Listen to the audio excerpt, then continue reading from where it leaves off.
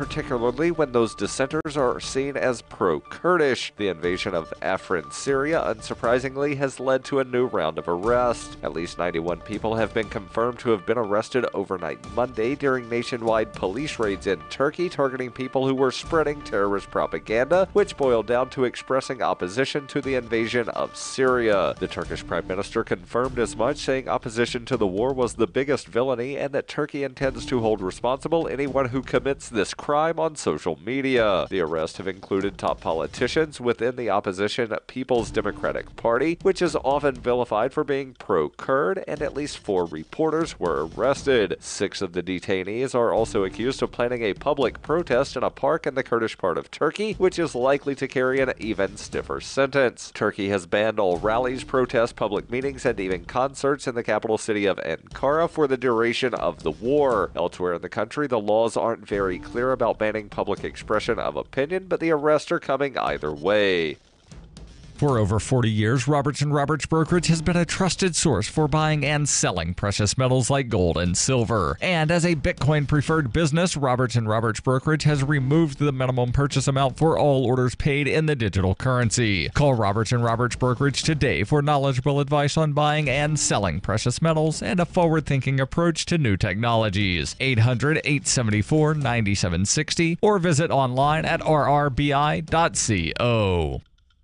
UPI reports the Department of Justice sent letters to 23 municipalities on Wednesday demanding information on whether they are cooperating with federal immigration agencies. The letters went to cities, counties, and states with so-called sanctuary city policies that limit local enforcement of federal immigration laws in order to end fear of deportation and encourage school attendance and reporting of crimes. The letters threaten subpoenas and an end to some federal grant funds if the jurisdictions do not comply with the order. The DOJ demands that local law enforcement agencies demonstrate they are properly sharing information regarding the immigration status of those in custody. The department cites Title 8, Section 1373 of the U.S. Code, which promotes cooperation between local agencies and the federal immigration enforcement. It adds that adherence to the statutes is a precondition to receive some federal grants. Those receiving letters include the states of California, Illinois, and Oregon, and the cities of New York and Albany, New York, Berkeley, Los Angeles, and Fremont, California, Burlington, Vermont, Jackson, Mississippi, Lawrence, Massachusetts, Louisville, Kentucky, and West Palm Beach, Florida. Cook County, Illinois, Bernalillo County, New Mexico, King County, Washington, and Monterey, Sonoma, and Sacramento counties of California also received the letters, as did the city counties of Denver and San Francisco. The mayors of New York City and New Orleans on Wednesday canceled scheduled meetings with President Trump over the letters. Mayors Bill de Blasio of New York and Mitch Landrieu of New Orleans were expected to travel to the White House for a working session with Trump along with a number of other mayors. De Blasio tweeted, "I will not be attending today's meeting at the White House after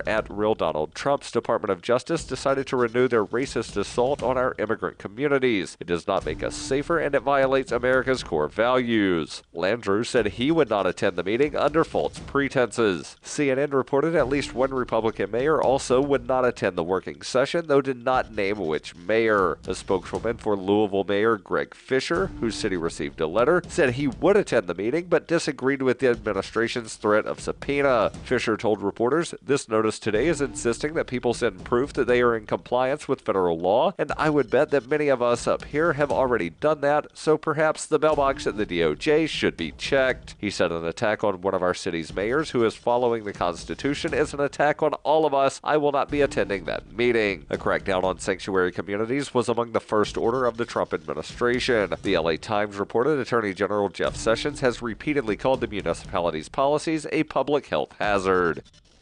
You can support FPP Radio by joining the Fans program. To learn more or to join the Fans program, visit fans.fppradio.com.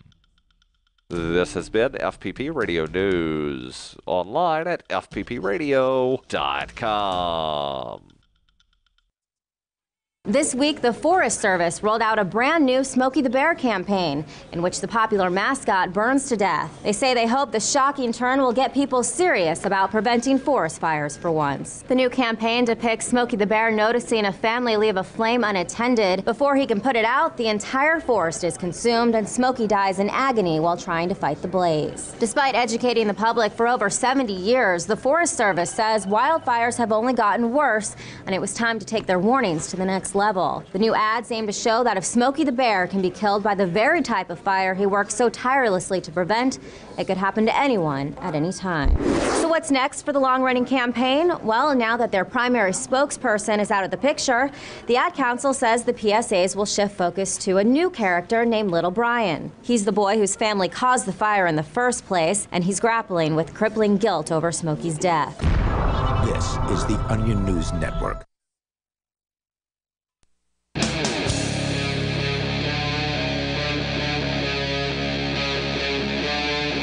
Free Talk Live. This is Free Talk Live. We'll give you the toll-free call-in lines here momentarily where you can join us and bring up whatever is on your mind. The us in studio tonight is Darryl. And Chris. And Chris, you've got something about the NSA. Apparently, surprise to me, they had something called stated core values. Sure. And also, surprisingly, the word honesty was in there, and they've changed their stated core values. Now, I've not read the stated core values, but I have to ask, is spying on every American part of their stated core values? Not a core value, but certainly part of their mission. Okay. Yeah. So let's jump into this. Sure. The National Security Agency recently removed, quote, honesty from a list of the agency's, quote, core values. And where's this coming from? Oh, I'm sorry. This is coming from theblaze.com. All right. According to the report, the National Security Agency, I'm sorry, I'm getting mixed up here. What happened? According to the report, since at least May 2016, the NSA listed 4 core values on its website: honesty, respect for the law, integrity, and transparency. And the report that they're referring to is from The Intercept.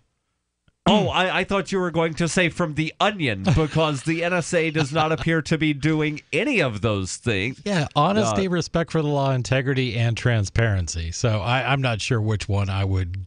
That they're about as transparent as mud, right? Because all of their warrants come from that secret rubber stamp factory. Sure, the FISA court. They don't seem to respect any law other than Section 702 of the USA Patriot Act that allows them to spy on millions of Americans. Sure. The only man with integrity that ever worked at the NSA is now a fugitive from justice. That's not fair, Darryl. There have been a couple people with integrity that have worked at the NSA, and I'm trying to think of the names of the other whistleblowers. People that have gone on the record and said what is happening at Fort Meade, Maryland is flat out illegal. Right. Oh, right. There may have been 2 people. Thomas Drake, I forget. Yeah. Did he actually work for the NSA, or was he another agency? I thought he was also NSA, but there have been a couple that have come out. Yeah, he did work for the NSA. So, all right, there's a handful. I'll grant you a handful.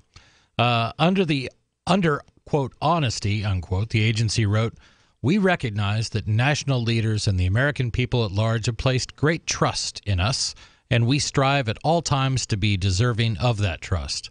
We will be truthful with each other and honor the public's needs for openness balanced against national security interests."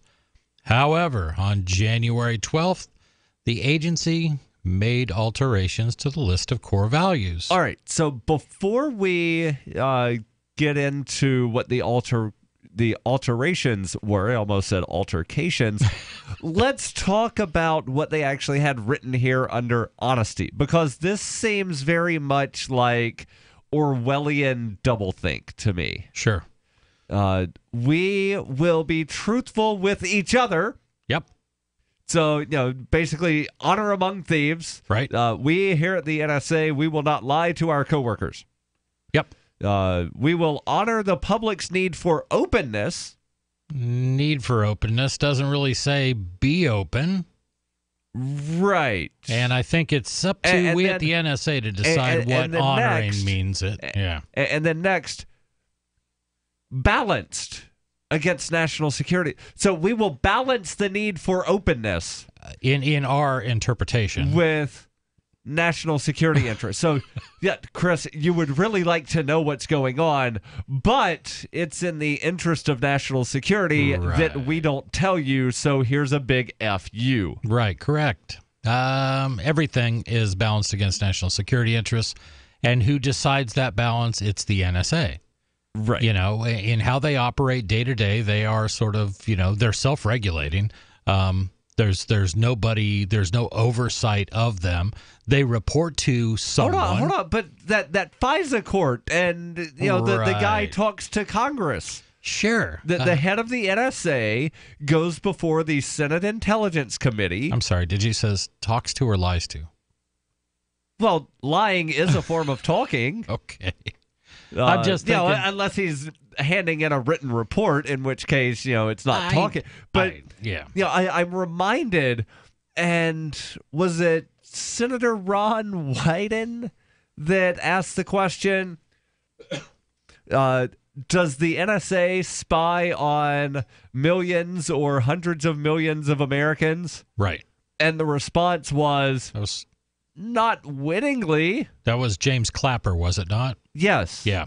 Yes, it was. And that was really right around the Snowden time. A couple of months before. And the really interesting thing is he later said that he answered with the least untruthful statement. Right. As if that's supposed to be admirable. Hold on. No, so just think of that. Not, I told the truth. Right. Not, I was honest to the committee. I made the least untruthful statement. Got to give him credit for that, I guess. I don't, but some people do. It was insanity, and it was perfect timing for that whole Wyden-Clapper altercation, and it did make news. That was what was interesting, and the NSA up to that point rarely made news. Something else that is very interesting is that happened about the same time that there was the lawsuit against Clapper, alleging that people's information was being seized by the NSA. The courts threw it out, saying you have no evidence that your information was actually seized by the NSA, so therefore you have no standing. Right. 3 months later is when Edward Snowden came out. Right. Here's all the info. Can I request my evidence? Can't you? Aren't you supposed to provide some disclosure? Some what's the term when you're asking? Discovery. Yeah, discovery. No, we can't. National security. Did that have to do with the building in San Francisco? Was that the lawsuit? I think that's what we're talking about, but I'll confirm that. I think it was Amnesty International that was involved in the lawsuit. I'll have to double check. Again, you know, this has been almost 5 years ago. Right. This was 2013. Almost. Think about that. It's been almost 5 years. Right. So, I mean, the first time I ever really got into the NSA and what they were and what they were about was in 1981. I think it was 1981. There's a book out there called The Puzzle Palace. You've always got a book. I always got a book. Let me double check and see what year that came out. Puzzle Palace. Yeah, so the case that I'm thinking of, it was Clapper v. Amnesty International, where the U.S. Supreme Court basically said, yeah, you lack standing because you don't have evidence that the NSA is actually getting information. My memory fails me now, Darryl. It did not come out until September 19th of 1982, but I knew it was in that time frame. So I was actually in the military when I read that, training for a job, which would have me work with who? James Clapper? Not directly, but definitely with the NSA. That's communications. The other guess was going to be Edward Snowden, but I think he'd have been like 2. Yeah, something like that. Well, anyway, let's get back to our story. Let's continue this. Again, this comes from The Blaze, and it's about the NSA removing honesty from their list of core values. So what remains? They have... although respect for the law, integrity, and transparency remain in the list, the agency added commitment to service, Respect for people and accountability. And I don't know where you Respect for which people, accountability to whom, and committed to what kind of service? Exactly, Darryl. These are the same questions we've been asking about the NSA for 30 years. We're all getting serviced, just not the way we want. Not in a happy way. Your calls and thoughts welcome. 855-450-FREE. That's 855-450-3733. This is Free Talk Live. And not to mention the shedding, I would vacuum the carpet 3 times a week. Frodo was scratching all night long, bouncing on the side of the bed, keeping me awake the whole entire night from all the scratching and chewing. It kind of makes you neurotic. Does your dog itch, scratch, stink, or shed like crazy? Mounds and mounds of fur all over the place. Come to Dinovite for help. DINOVITE.com. If you want the dog to be healthy, you got to feed it something healthy. Dinovite is nutrition. The omega-3 fatty acids. Flaxseed, zinc, alfalfa. Our vitamins and enzymes replace the nutrients cooked out of most commercial dog foods. He gobbles it up. He's not up all night scratching. His shedding is minimal, and it is such a pleasure to have my calm, relaxed, non-shedding puppy back. And I have to thank Dinovite for that. Don't let your dog itch, scratch, stink, or shed like crazy. Come to Dinovite for help. 859-428-1000. 859-428-1000. DINOVITE.com. I got my Blink home security system delivered right to my door. I downloaded the app and it walked me right through the easy setup. Even with my complicated router system, I was done in like 10 minutes. Now it notifies me whenever something moves in front of the wireless cameras, or I can just check it whenever I want right from my phone. And I got you a deal. Get 3 Blink cams for what the other guys charge you for 1, plus an extra 10% off. Visit blinkprotect.com/FTL. blinkprotect.com/FTL. blinkprotect.com/FTL. I've said it many times on air, and I'll say it here. The New Hampshire Liberty Alliance is one of the most important organizations for freedom in the world. New Hampshire is ground zero for freedom, and the NHLA is the best organization at promoting effective liberty activism. This ad is sponsored by Free Talk Live, and I, Mark Edge, am a lifetime member because I believe in the NHLA. Please check them out at nhliberty.org. Not everyone can move right now, but you can support the cause. Donate top cryptocurrencies or old-fashioned U.S. dollars, nhliberty.org. Visit their website and see what they're all about, nhliberty.org. Since time began, tyrants have taken aim at personal liberties. Now there's a movie that aims back. The government has no more right to tell us what to put in our bodies than they have to take our guns or tell us what books we can read. 6 drug police were eaten by bears while raiding a marijuana farm. On your knees, you dirty hippies! Jesus. On your knees! What's the problem, officer? Today, many cops who enforce pot laws do so only because it provides them with cushy jobs, good benefits, and a chance to push people around. I was an undercover narcotics officer. The drug war is nothing but a farce. The Second Amendment says you got to keep you and your gat intact. Guns and Weed, The Road to Freedom. A film by Michael W. Dean and Nima Vadadi. DVD available now at gunsandweed.com or on Amazon. That's gunsandweed.com. Makes the perfect gift. Remember, that's gunsandweed.com. The 3 most important things you can do for Free Talk Live are: 1, share 1 episode a week on Facebook or in some other social networking site. 2, buy the things you buy online through shop.freetalklive.com. 3, give $5 a month to the AMP program. It's my firm belief that Free Talk Live's AMP program is the best use of your charitable dollar among liberty-oriented organizations. Support all the organizations you love, but make sure you give $5 a month to AMP at amp.freetalklive.com. Radio is the most personal of mediums. I exist right now in your head. If you listen to Free Talk Live regularly, you know me. Free Talk Live is on more than 160 radio stations around the U.S. and has been downloaded on every continent around the world. Hundreds of thousands of listeners with ad packages from $600 a month to $6,000 a month. Imagine what we can do for your business, project, website, or idea. Email me, mark@freetalklive.com. You're listening to the best liberty-oriented audio streamed around the clock, on the air and online. This is the Liberty Radio Network at LRN.FM.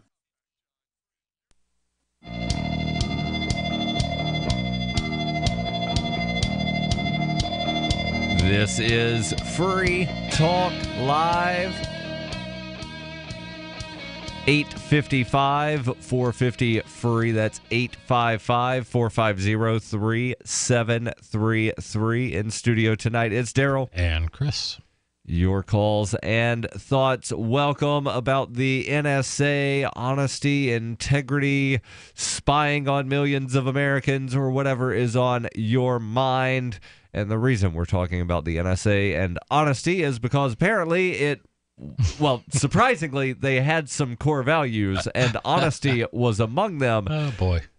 And again, we'll get back into that in just a moment, but we try to be honest here on Free Talk Live, and what I'm about to tell you is honest.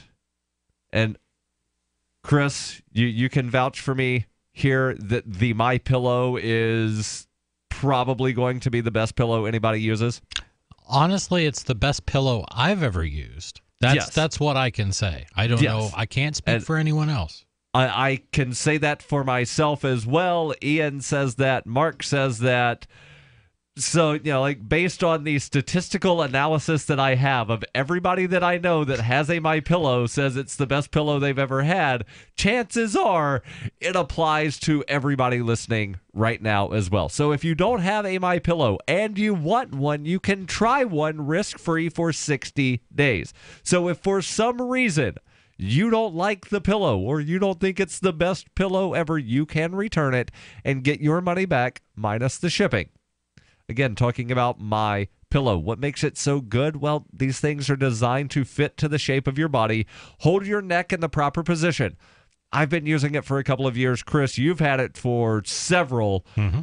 And again, best pillow that either of us have ever used. And unlike a regular pillow, no, the MyPillow doesn't, just wind up causing dead skin and dirt to not collect on it, but you can throw your MyPillow in the washer, throw it in the dryer, and it's still usable as something other than kindling.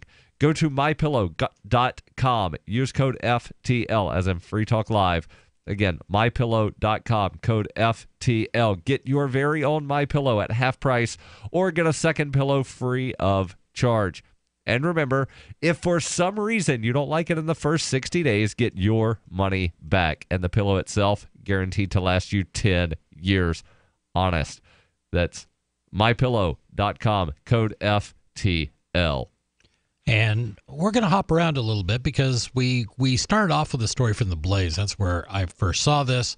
But it references a story from The Intercept, which goes into a little bit more detail, and I think that's a good idea here. But the removal of the word honesty was not the only striking alteration. In its old core values, the NSA explained that it would strive to be deserving of, quote, great trust, unquote, placed in it by national leaders and American citizens. It said that it would, quote, honor the public's need for openness, unquote, but those phrases are gone. All references to trust, honor, and openness have disappeared. The agency previously stated on its website that it embraced transparency and claimed that all of its activities were aimed at, quote, ensuring the safety, security, and liberty of our fellow citizens, unquote. This has also been discarded. The agency still says it's committed to transparency on the updated website, but the transparency is now described as being for the benefit of, quote, those who authorize and oversee NSA's work on behalf of the American people, unquote. Right. So I've actually pulled up the core values for the NSA under commitment to service. They say, knowing that the country, our friends and allies are relying on us, we are dedicated to fulfilling our commitment to serve and to excellence in the pursuit of our critical mission. Critical. So they're not saying necessarily whom they are serving or what their mission is, right? But they're committed to serve in pursuit of that critical mission. You're damn right. Under respect for the law, everything we undertake in our missions is grounded in adherence to the U.S. Constitution and compliance with U.S. laws, regulations, and policies that govern our activities. Doesn't say constitutional. It's just grounded in our adherence to the U.S. Constitution. I'm going to continue with this before you spoil anything, Darryl. Okay. Quote, the definition of, quote, integrity has been edited too. The agency formally said its commitment to integrity meant it would, quote, behave honorably and apply good judgment, unquote. The phrase behave honorably has now been dropped in favor of communicating honestly and directly, acting ethically and fairly, and carrying out our mission efficiently and effectively. Hold on. How were they acting ethically?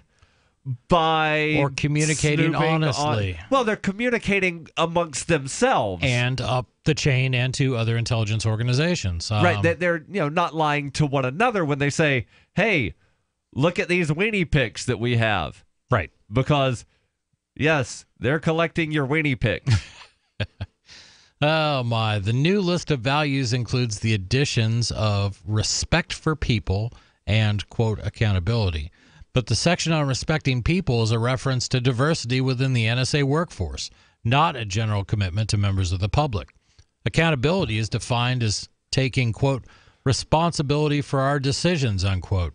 The one core value that remains essentially unchanged is, quote, respect for the law, unquote, which the agency says means it is, quote, grounded in our adherence to the U.S. Constitution and compliance with U.S. laws, regulations, and policies that govern our activities. Never mind the fact, as you rightfully point out, Darryl, most of this stuff by any reading, by any average person, any honest scholar would indicate that these activities are unconstitutional. Right. There is nothing in the Constitution that talks about how to get away with spying on someone without a warrant, or how to seize their papers and effects, or how to do half of what the NSA does. So does your article talk about what it says under transparency and these core values? No, I have just the response from the NSA. All right, so let me go ahead and read transparency. We are committed to fostering public understanding of NSA's mission and to provide complete transparency to those who authorize and oversee NSA's work on behalf of the American people. So we're not transparent to the American people.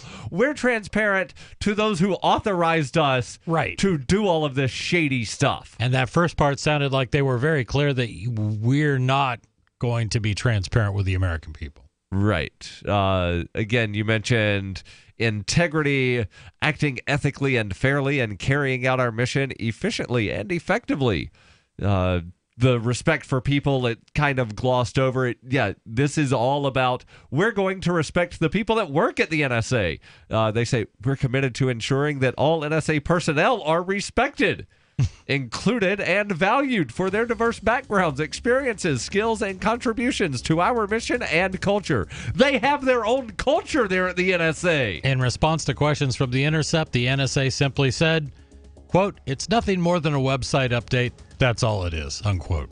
Nothing more than a website update. I wonder if they say that about all of the stuff they catch on Upstream and Prism and all those other things. Your calls and thoughts welcome. 855-450-FREE. Hunters, anglers, campers, and survivalists. Get back to nature. Expand your horizons with the highest quality, most versatile, unique slingshots and sling bows on the market at slingbow.com. Slingbow products are compact and models start from just $17.98. They're perfect for your bug-out bag or storing in your vehicle. Give yourself and your loved ones the excitement and tradition of Slingbow, a new frontier in archery and truly modern twist on this primitive survival tool. Feel the thrill only at slingbow.com.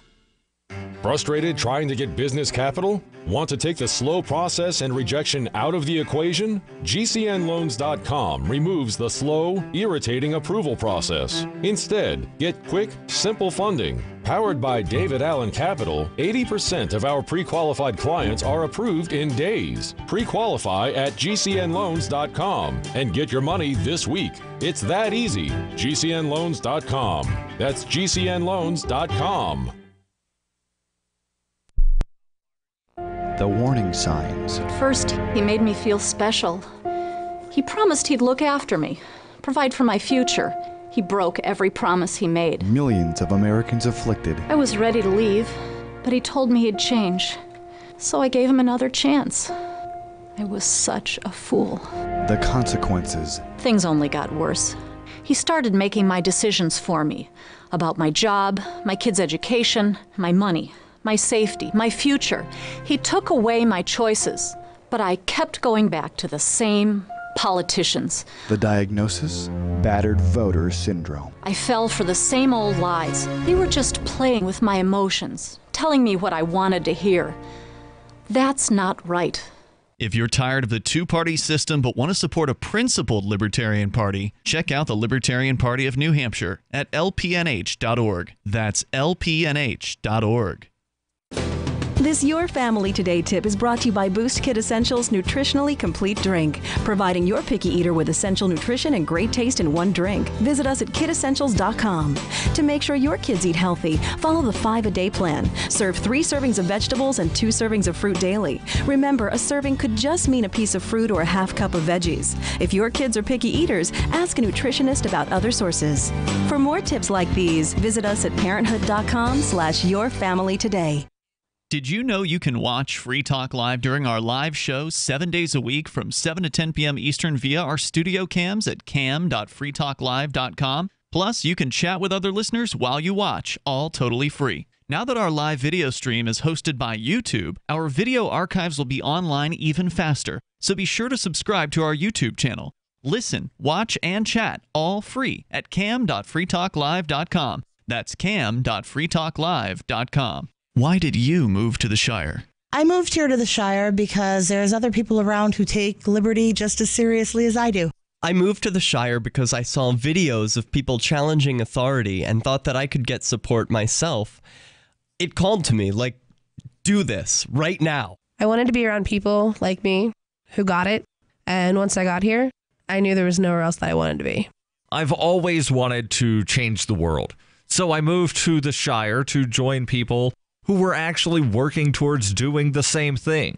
The people here are awesome, loving, and positive. It was for the adventure and for the feeling of something important is happening here. And I just wanted to come to sort of be part of that. Visit ShireSociety.com to read and sign the Shire Society Declaration and learn the reasons why, if you love liberty, you should immigrate to the Shire. Plus, add yourself to the Shire map at ShireSociety.com. That's ShireSociety.com. Do you love Twitter? Make sure you favorite the LRN.FM Twitter account so you can receive our tweets at twitter.lrn.fm. That's twitter.lrn.fm.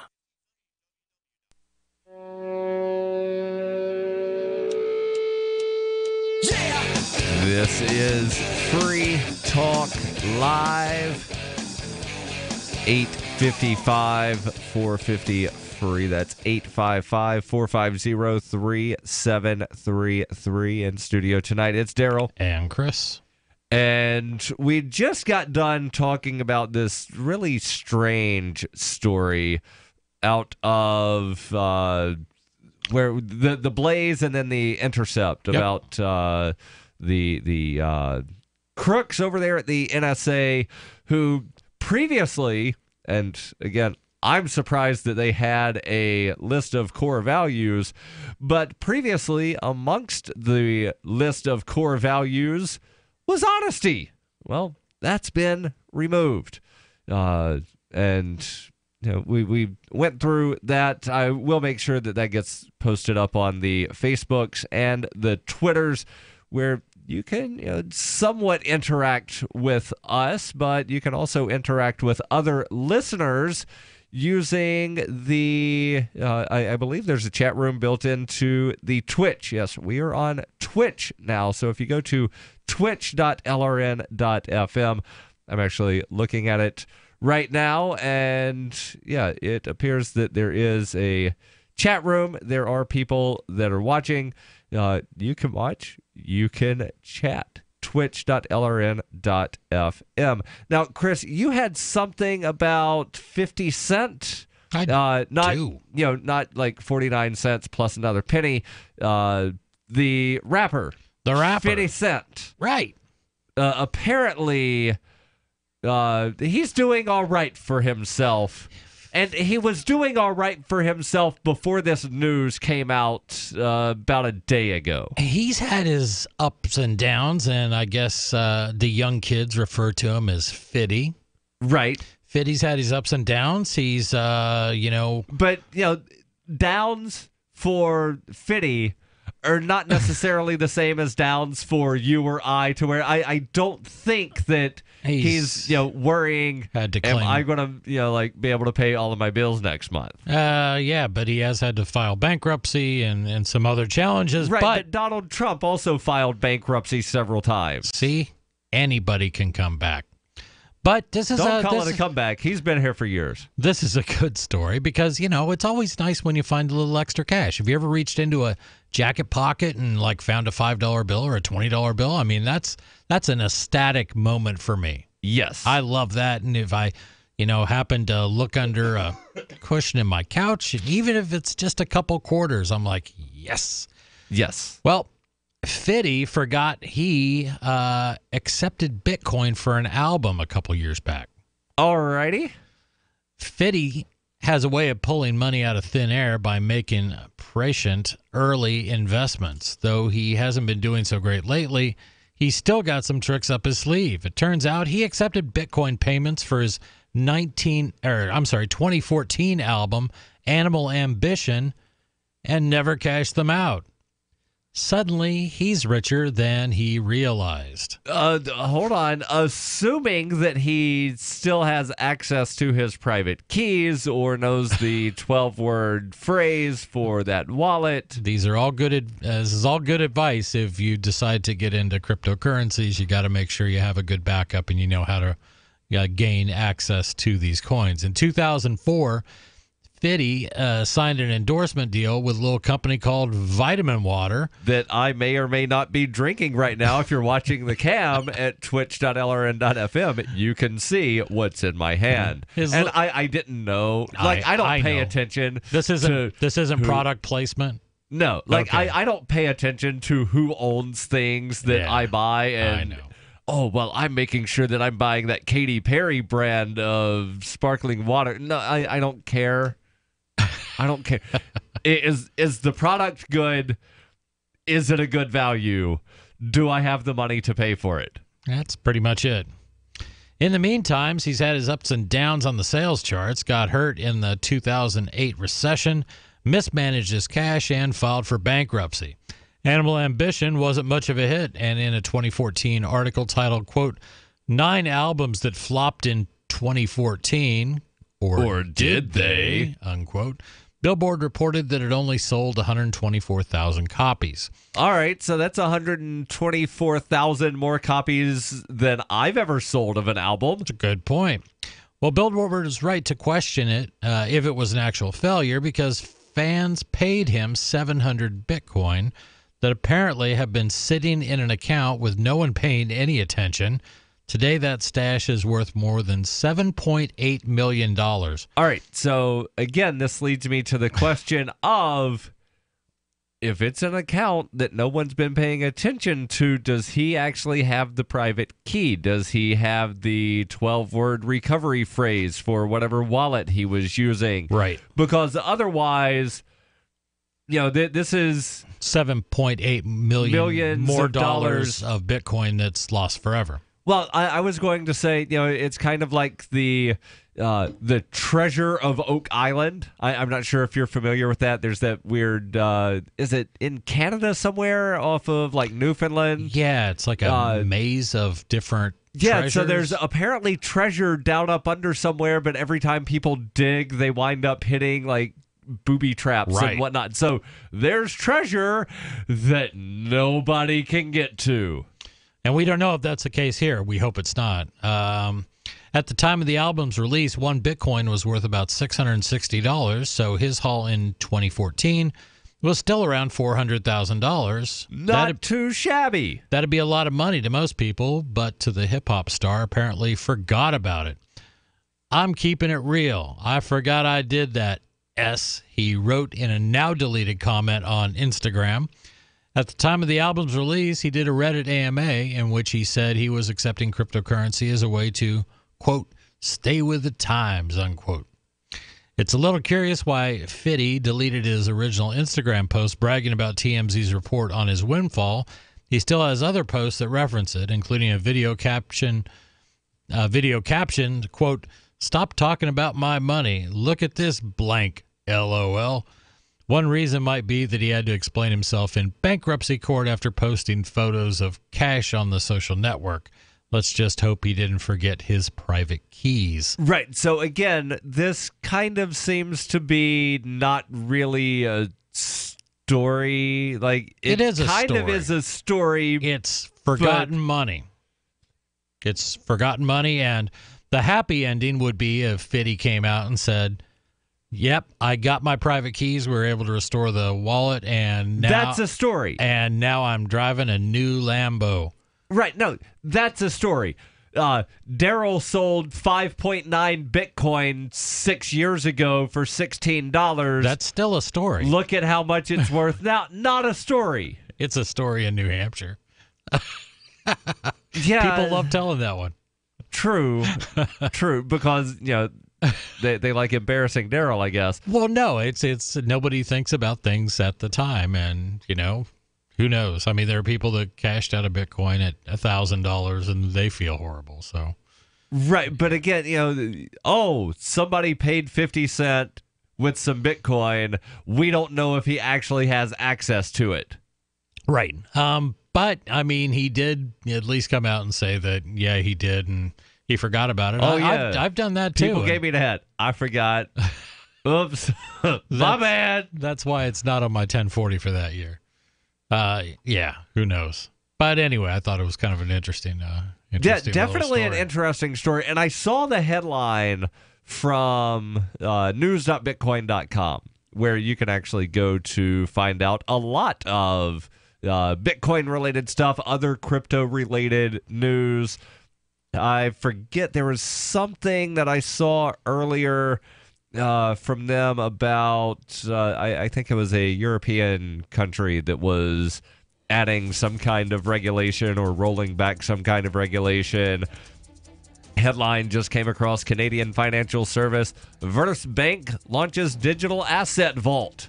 Again, you can find out all kinds of crypto news over there at news.bitcoin.com. Now, your calls and thoughts welcome. 855-450-FREE. When we come back, let's talk about President Donald Trump and the Dreamers here on Free Talk Live. Does your dog itch, scratch, stink, or shed like crazy? Come to Dynavite for help. Order a 90-day supply of Dynavite. Pick up 2 bottles of Lico Chops, get the 3rd bottle free. New improved Lico Chops with omega-6, omega-3, vitamin E, and now 6 extra direct-fed microbials. Even better for the digestive tract and immune system. And dogs love it. Try Lico Chops. Buy 2, get 1 free. This is Henry Lukasevic for Dynavite. DINOVITE.com. Cryptocurrencies are successful because of good technology. The liberty-loving voluntarists who founded Zencash in 2017 took the best tech, like zero-knowledge anonymity and decentralized autonomous organizations, and are creating a secure platform for money, messages, and media that can be sent to anyone, anywhere in the world. Zencash is a cryptocurrency dedicated to peace, anonymity, and decentralization. Find out more at zencash.com. That's zencash.com.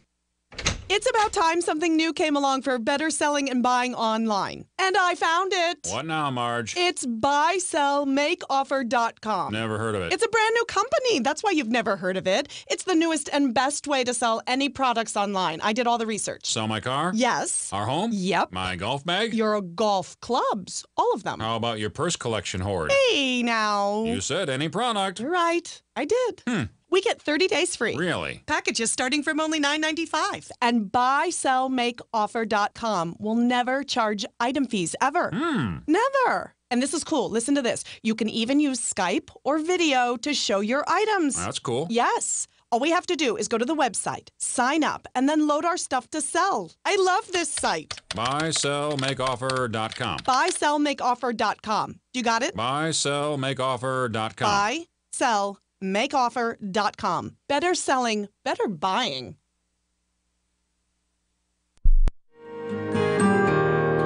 So the protection of life, liberty, and property is what the Free State Project is all about. But it's an effort to move 20,000 people who understand. It's about demonstrating to the entire country that, yeah, we can have a free market, a truly free market. Making it just a freer, great place to live.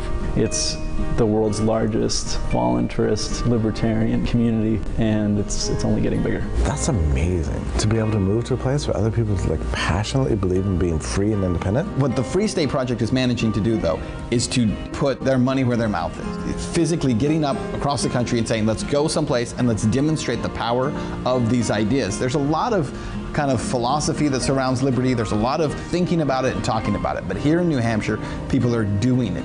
101 Reasons Liberty Lives in New Hampshire, a documentary by Free State Project Early Movers. Watch it free at 101reasonsfilm.com. 101reasonsfilm.com. Did you know we've taken our LRN.FM telephone listen line to a new level with the LRN.FM audio on demand line? Now you can call 712-770-8447 anytime and listen to LRN.FM's live feed. And you can listen to a bunch of our original shows on demand. Long distance fees may apply. Just dial 712-770-8447 and choose from the menu. 712-770-8447. What do you shop for that you could otherwise buy at Amazon? Pretty much everything, right? Amazon has competitive pricing and they deliver, and that's a big plus. If you could plan ahead in your shopping, would you be interested in saving up to 33%? There's a catch. You have to do your shopping in Bitcoin. But imagine those savings. It's like a huge raise. All you have to do is go to saveitpurse.com. We've saved thousands, and you can too. Plan ahead and save. Saveitpurse.com.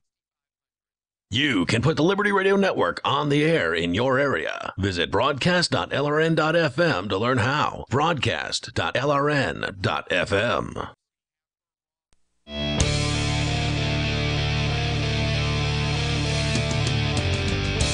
This is Free Talk Live. 855-450-FREE. That's 855-450-3733. In studio, it's Darryl. And Chris. And Chris, as you may be aware... I may. The federal government had some kind of thing that they called a shutdown last weekend. Disappointing. It didn't last. I wanted it to be there for a while so I could savor it, so I could wake up every day and say... The federal government shut down. It's a good warm feeling, even though it doesn't really shut down. It probably costs us more money, but just saying those words, And there are some people that want to blame Chuck Schumer, and normally I would not come to Chuck Schumer's defense. But to call that a Schumer shutdown is to not understand at all that the Republicans have a majority of the U.S. House of Representatives, the U.S. Senate, and control the White House. The Republicans were not able to come up with majority votes to wind up passing any kind of, temporary spending something. Right. Donald Trump did say that he wanted to negotiate some kind of compromise with the Democrats because Donald Trump, back in September, and we've talked about this a good bit on the show, back in September wound up saying that in 6 months, which means March, DACA, the Deferred Action for Childhood Arrivals, right, he was going to end that program completely. Absolutely. And he said it's up to Congress. Congress, if you want to reauthorize this program, you go ahead, you do that. But I will really only sign this thing if you wind up funding a border wall for me. Oh, and also because spending is coming up, just try to work it all together. Right. If you would be so kind. Thank you. And, well... yeah, the negotiations wound up, even though there were several proposals put forth by the Democrats in Congress, Republican leadership refused to allow those proposals to actually come up for a vote. But it seems as though Donald Trump is sort of changing his tune here. The Washington Post has an article that says that President Trump's immigration proposal to Congress will include a path to citizenship for an estimated 1.8 million young undocumented immigrants, according to White House officials, more than twice the number of Dreamers who were enrolled in the DACA program that Trump said he was terminating. The figure represents a significant concession to Democrats, but is likely to produce sharp blowback among conservative Republicans, even as the White House casts the move as one piece of an immigration framework that would significantly tighten border control laws. Trump's plan, which will be formally sent to the Senate on Monday, also includes a $25 billion trust fund for a border wall and additional security upgrades on both the southwest and northern U.S. borders. Wow. And the president will propose significant curbs to legal immigration channels, restricting the ability of U.S. citizens to petition for visas only for spouses and minor children, and ending categories for parents and siblings. Both of those provisions are likely to engender fierce objections among Democrats. So, again, to rephrase this, let's say that you have moved here from, I don't know, France. You moved here from France. You've successfully become a U.S. citizen, and you say, you know what, my brother is really good engineer. I would love to have him come over. Right. I want to petition to bring my brother over, or my parents want to retire in the United States. Bring all their money. Trump says, nope, you can only petition for visas for your spouse or your minor children. So your parents, they've got a petition on their own and hope to wind up, depending on, and it's a very convoluted process, because some countries have certain amounts of people that are allowed to come here from them, and then others, you wind up entering something that is called the immigration lottery. And then if you wind up being lucky enough to have your number drawn in the immigration lottery, you then have to go through all the same hoops and hurdles as everybody else in a 6-month window. You have to go through all of these background checks. You have to have meetings with immigration officials. Right. And get all of your stuff in order. But the U.S. government says don't make any long-term plans while this is going through. All right, you're approved. Now sell your house, sell your car, quit your job, find a new job in the United States, and do all of this in a very short period of time. Sure. Did you see the meme? And I haven't checked the authenticity, but the claim was that in the last 2 years, all 6 Nobel Prize winners from the United States were immigrants. There have been Nobel Prize winners from the United States. Yes. That is surprising right there, but if they were all immigrants, that would not surprise me. Yeah, me either. Let's continue while you pull that up. Let's continue with the article here from the Washington Post, and of course, your calls and thoughts welcome. Senior White House officials who briefed reporters on the details described the plan as a compromise intended to break an immigration impasse as Congress deliberates over the future of about 700,000 people enrolled in the DACA program. Again, DACA, Deferred Action for Childhood Arrivals program. Their temporary permits begin to expire March 5th. The officials said that the plan will be delivered to the Senate with hopes that Majority Leader Mitch McConnell would bring a bill to the floor for the week of February 6th, just days before a February 8th deadline for a must-pass spending bill to keep the government open. Again, the reason there's that February 8th deadline for the spending bill is because the Republicans in Congress were only able to wind up getting enough votes from the Republicans that have a majority to put forth this very short-term spending bill. They couldn't even wind up saying 60 days, 90 days. And this has been a problem for close to a decade to where Congress has just sort of been, kicking the can, passing these concurrent resolutions. We can't come to an agreement on a full budget. It's ridiculous. It's obscene is what it is. I mean, what family in America, what business in America honestly believes that they can successfully manage their money, their income, their revenue, their expenses, and everything else without a budget? Yet the United States does this year after year after year. This is one of those things. But even when they do have a budget, they've got these massive deficits. I get it. But at least there's one single document you can go to and say you either ran a deficit, or how can you even say they run a deficit? Well, I mean, we know based on the amount of taxes coming in and the amount of money going out. But still, really, guys, this is one thing that that Congress should do, is create a budget, pass the budget, stick to the budget. Exactly. It drives me nuts. I'm sorry. The article continues. Many Democrats and some Republicans say they will not support a long-term spending bill without an immigration deal. One senior administration official said, "This is kind of a bottom line. This is the president's position. Then it's going to the Hill, and they digest it and develop a bill they think can pass. If it's realistic, he'll sign it. If not, he won't."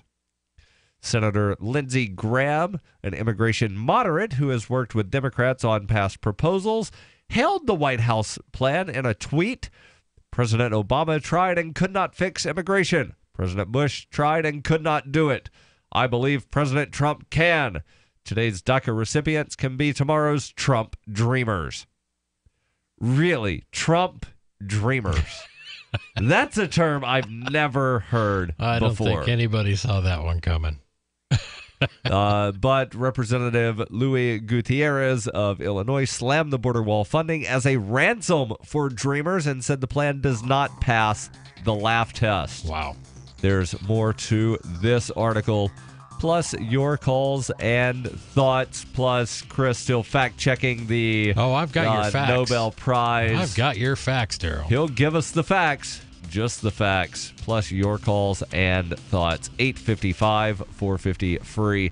That's 855-450-3733. This is Free Talk Live.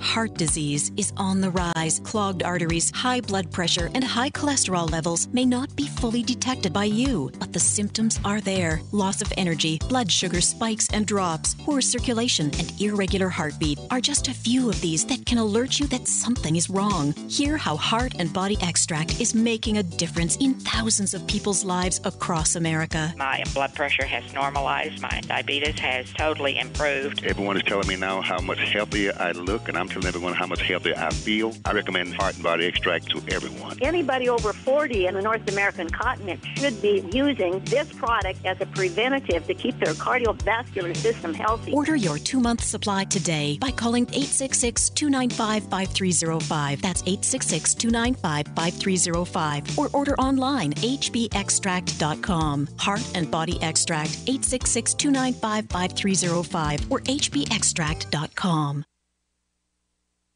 Looking for a great real estate investment? Consider New Hampshire, which is ground zero for the Liberty Movement. Your first call should be to Mark Worden from Porcupine Real Estate. He's more than just a real estate agent. He's your New Hampshire concierge. Where are the best places to live? Do you want farm, city, the burbs, or forest? Do you want a duplex or multifamily building so that renters pay your mortgage? There are homes in all price ranges in New Hampshire, and Mark can help with financing too. Invest in liberty and property. Mark Worden can help. PorcupineRealEstate.com.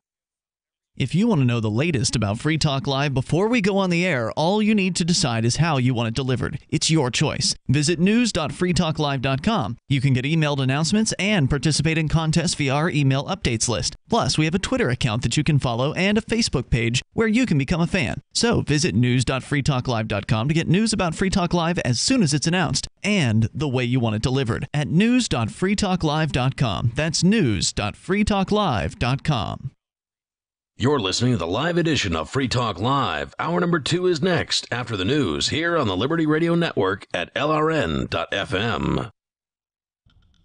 From Keene, the Shire, the Liberty Media capital of the world, this is Darryl W. Perry, host of FPP Radio News for Thursday, January 25th, 2018. Silver is trading at $17.57 per ounce. Gold is valued at $1,361 per ounce. Zencash is trading at $39, and the average price of Bitcoin is $11,510. And Hour.com reports that Turkey has been known for being very quick on the trigger to arrest any perceived dissenters, particularly when those dissenters are seen as pro-Kurdish. The invasion of Afrin, Syria, unsurprisingly, has led to a new round of arrests. At least 91 people have been confirmed to have been arrested overnight Monday during nationwide police raids in Turkey, targeting people who were spreading terrorist propaganda, which boiled down to expressing opposition to the invasion of Syria. The Turkish Prime Minister confirmed as much, saying opposition to the war was the biggest villainy and that Turkey intends to hold responsible anyone who commits this crime on social media. The arrests have included top politicians within the opposition People's Democratic Party, which is often vilified for being pro-Kurd, and at least 4 reporters were arrested. 6 of the detainees are also accused of planning a public protest in a park in the Kurdish part of Turkey, which is likely to carry an even stiffer sentence. Turkey has banned all rallies, protests, public meetings, and even concerts in the capital city of Ankara for the duration of the war. Elsewhere in the country, the laws aren't very clear about banning public expression of opinion, but the arrests are coming either way. For over 40 years, Robertson Roberts Brokerage has been a trusted source for buying and selling precious metals like gold and silver. And as a Bitcoin-preferred business, Robertson Roberts Brokerage has removed the minimum purchase amount for all orders paid in the digital currency. Call Robertson Roberts Brokerage today for knowledgeable advice on buying and selling precious metals and a forward-thinking approach to new technologies. 800-874-9760 or visit online at rrbi.co. UPI reports the Department of Justice sent letters to 23 municipalities on Wednesday demanding information on whether they are cooperating with federal immigration agencies. The letters went to cities, counties, and states with so-called sanctuary city policies that limit local enforcement of federal immigration laws in order to end fear of deportation and encourage school attendance and reporting of crimes. The letters threaten subpoenas and an end to some federal grant funds if the jurisdictions do not comply with the order. The DOJ demands that local law enforcement agencies demonstrate they are properly sharing information regarding the immigration status of those in custody. The department cites Title 8, Section 1373 of the U.S. Code, which promotes cooperation between local agencies and the federal immigration enforcement. It adds that adherence to the statutes is a precondition to receive some federal grants. Those receiving letters include the states of California, Illinois, and Oregon, and the cities of New York and Albany, New York, Berkeley, Los Angeles, and Fremont, California, Burlington, Vermont, Jackson, Mississippi, Lawrence, Massachusetts, Louisville, Kentucky, and West Palm Beach, Florida. Cook County, Illinois, Bernalillo County, New Mexico, King County, Washington, and Monterey, Sonoma, and Sacramento counties of California also received the letters, as did the city counties of Denver and San Francisco. The mayors of New York City and New Orleans on Wednesday canceled scheduled meetings with President Trump over the letters. Mayors Bill de Blasio of New York and Mitch Landrieu of New Orleans were expected to travel to the White House for a working session with Trump along with a number of other mayors. De Blasio tweeted, "I will not be attending today's meeting at the White House after @RealDonald Trump's Department of Justice decided to renew their racist assault on our immigrant communities. It does not make us safer and it violates America's core values." Landrieu said he would not attend the meeting under false pretenses. CNN reported at least one Republican mayor also would not attend the working session, though did not name which mayor. A spokeswoman for Louisville Mayor Greg Fisher, whose city received a letter, said he would attend the meeting but disagreed with the administration's threat of subpoena. Fisher told reporters, "This notice today is insisting that people send proof that they are in compliance with federal law, and I would bet that many of us up here have already done that, so perhaps the mailbox at the DOJ should be checked." He said an attack on one of our city's mayors who is following the Constitution is an attack on all of us. I will not be attending that meeting. A crackdown on sanctuary communities was among the first order of the Trump administration. The LA Times reported Attorney General Jeff Sessions has repeatedly called the municipalities' policies a public health hazard. You can support FPP Radio by joining the Fans program. To learn more or to join the Fans program, visit fans.fppradio.com. This has been FPP Radio News, online at fppradio.com.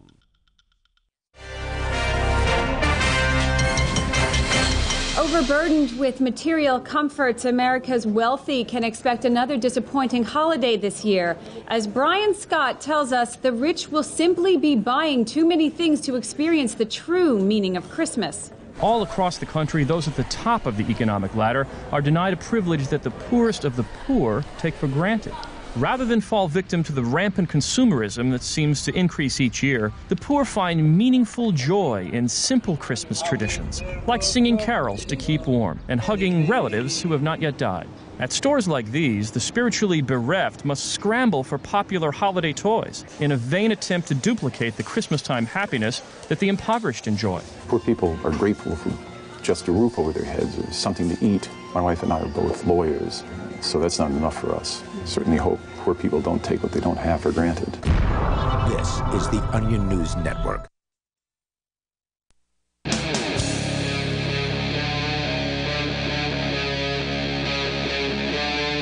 Free Talk Live. This is Free Talk Live. 855-450-FREE. That's 855-450-3733. In studio, it's Darryl. And Chris. And we've been talking about President Donald Trump and his proposal that will be sent to Congress on Monday, according to the Washington Post, for Congress to wind up putting together a pathway to citizenship for 1.8 million dreamers. Again, more to that story. But first, to the phones, actually to Skype. And this is a Skype call from all the way across a big, giant ocean. Mustapha, you're on Free Talk Live. Go ahead with your thoughts. Yeah, good evening, guys. How are you over there, man? Doing well. You're on with Darryl and Chris. Go ahead. What's going on? Oh well, man. It's like I'm glad to call again today because I miss Free Live Talk because I just want to talk about my plan of coming back to the Free State programs June. That is because in 2016 I was denied in the American Embassy in Freetown, so I want to make it again possible. 2018 to make it so that I can come and see how I can get my own Liberty boots and even for me to see how I can speak and United States to some of my Sierra Leonean brothers and sisters that is over there. That we want to see how they can come over again to see how we can do better things, especially in the entrepreneurship world. So I just want to see how I can send a message to the United States people that I really need some support from the Free Life, from the Free State projects guys, so that they can help me out with my flight tickets and also with the accommodation. So if I'm speaking, so I'm sending all of my message over there so that guys over there can, get me and see how they can come to my aid. Well, let me ask this. Are you in communication with somebody, or are you hoping that by calling into Free Talk Live, you'll be able to find a contact here in the U.S. to help you? Oh, well, as for now, I'm talking to one of the organizer, which is Jessica, and okay. I have some guys. I have some guys as well in the United States there that is in New Hampshire that I'm talking to.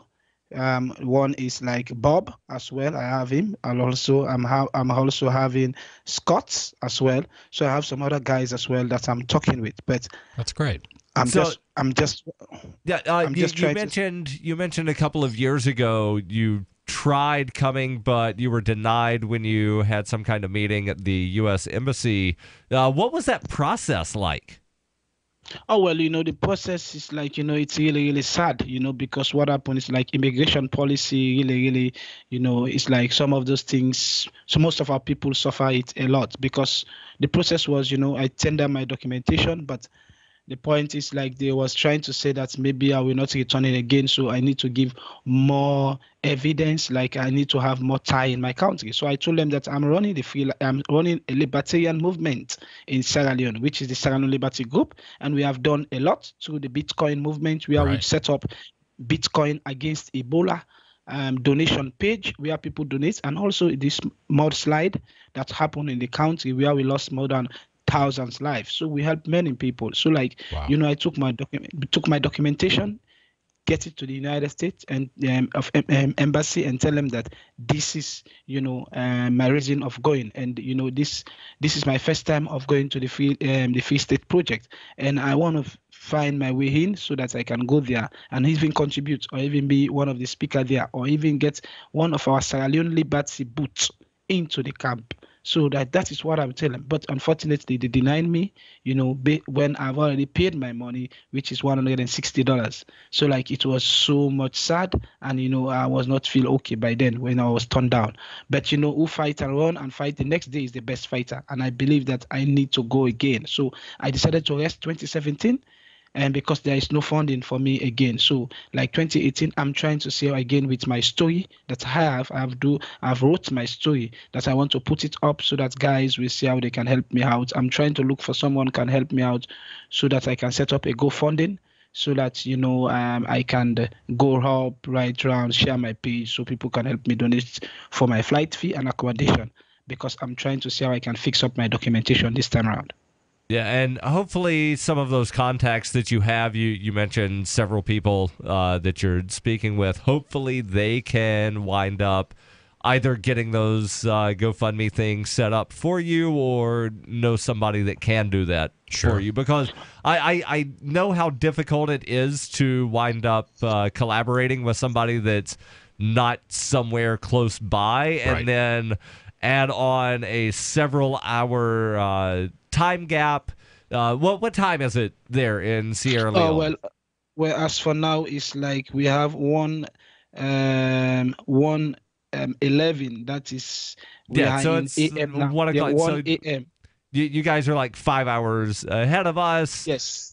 So then trying to just coordinate stuff on that, and yeah, I can imagine how frustrating and difficult and slow it can seem to be. Yeah, because like I am the only director of the Sierra Leone Liberty Group as for now in Sierra Leone. So the point is like we have a message that we need more entrepreneurs and we need better leaders, because leadership is our problem in our country. Lots of corruptions and other stuff. So we want better leaders and more entrepreneurs, because with more entrepreneurs, we can pick better leaders. So leadership is our problem. So I just want to come down there to see how I can even get some of my brothers, send message to them, sitting in the Free Life Talk Radio in the United States. If I come down there and see, and also we want to see, I also want to see how I can fix up my own satellite of Free Life Talk Radio, which is supposed to be Africa Free Life Talk Radio. That's supposed to be in Sierra Leone. That means we can have a lot of people like local entrepreneurs that can come on board, because we have an hangout on the 30th that I will preach about how local entrepreneurs can make it, and can find ways for them to make it through the internet, and also for them to see how we can teach them about Bitcoin and how they can use Bitcoin and cryptocurrency for them to have some funding, because it is not easy. We are a country where one man cannot go with $1 a day. It's really, really sad. And we are fast approaching the election, which is March 7th. Everywhere is election time as I'm speaking. So I want to see, because next month will be the date where the tickets of the Free State Project will be held. So I'm trying to call on some people over there that are in New Hampshire that can help me out and see how they can see how they can support me, so that I can come down there, speak, and see before I will return back to my country. Excellent. Nice. And you do have a website. I just found it, sllg.info. That's SLLG as in Sierra Leone Liberty Group. Mustapha, thank you for the call, and definitely keep us updated on the status of whatever the process is that you're going through. Again, thank you for the call. We did have Stefan on the line, but Stefan dropped off. And that's one of the weird things about the way Skype is, to where if we have two Skype callers, the one that we're not talking to isn't going to actually hear anything. So they might think that we had dropped them. That's not at all what happened there. So Stefan, definitely feel free to call back because you didn't actually get on. So your call back after dropping doesn't violate the one call per night rule. One call per night dictate. Yes, you're allowed one call on the air per night. Now, and we don't have many rules. Right, and occasionally if, let's say, we're talking to somebody and they're driving down the street and we're in the midst of a good conversation and they wind up dropping, we will allow that person to call back. So, that's the one exception to the one call per night rule. But that would be you determining that it was a good call. Correct. Yeah, there you go. And we can pass that on to our board ops and make sure you get back on the air if that should happen to you. Yeah, so we were talking about the Trump proposal for a pathway to citizenship for the 1.8 million Dreamers. We'll get back into that, plus your calls and thoughts. Welcome. 855-450-FREE. That's 855-450-3733.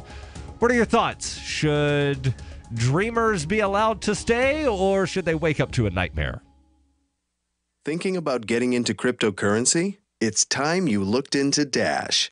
Dash is digital money that you can use to send instant and private payments anywhere for pennies.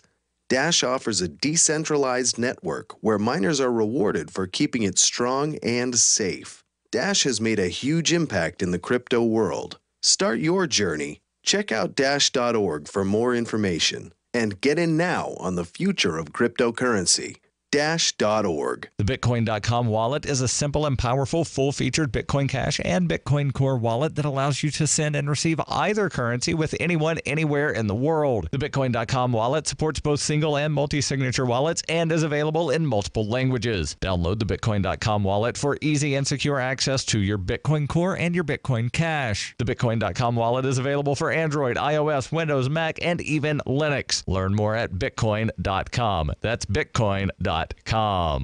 From the second letter of Captain Mark. Any pirate knows that commerce is communication. Markets condense oceans of information into a single price. Innovations in communication are circumventing the scrutiny of the crown. This signals a change in the coin of the realm. The crown uses digital currency to surveil, censor, seize, and destroy wealth at will, so pirate currency must protect us from this weaponized money. We need to move funds further, faster, cheaper, and without third-party observation, basing decisions on an accelerating flow of information.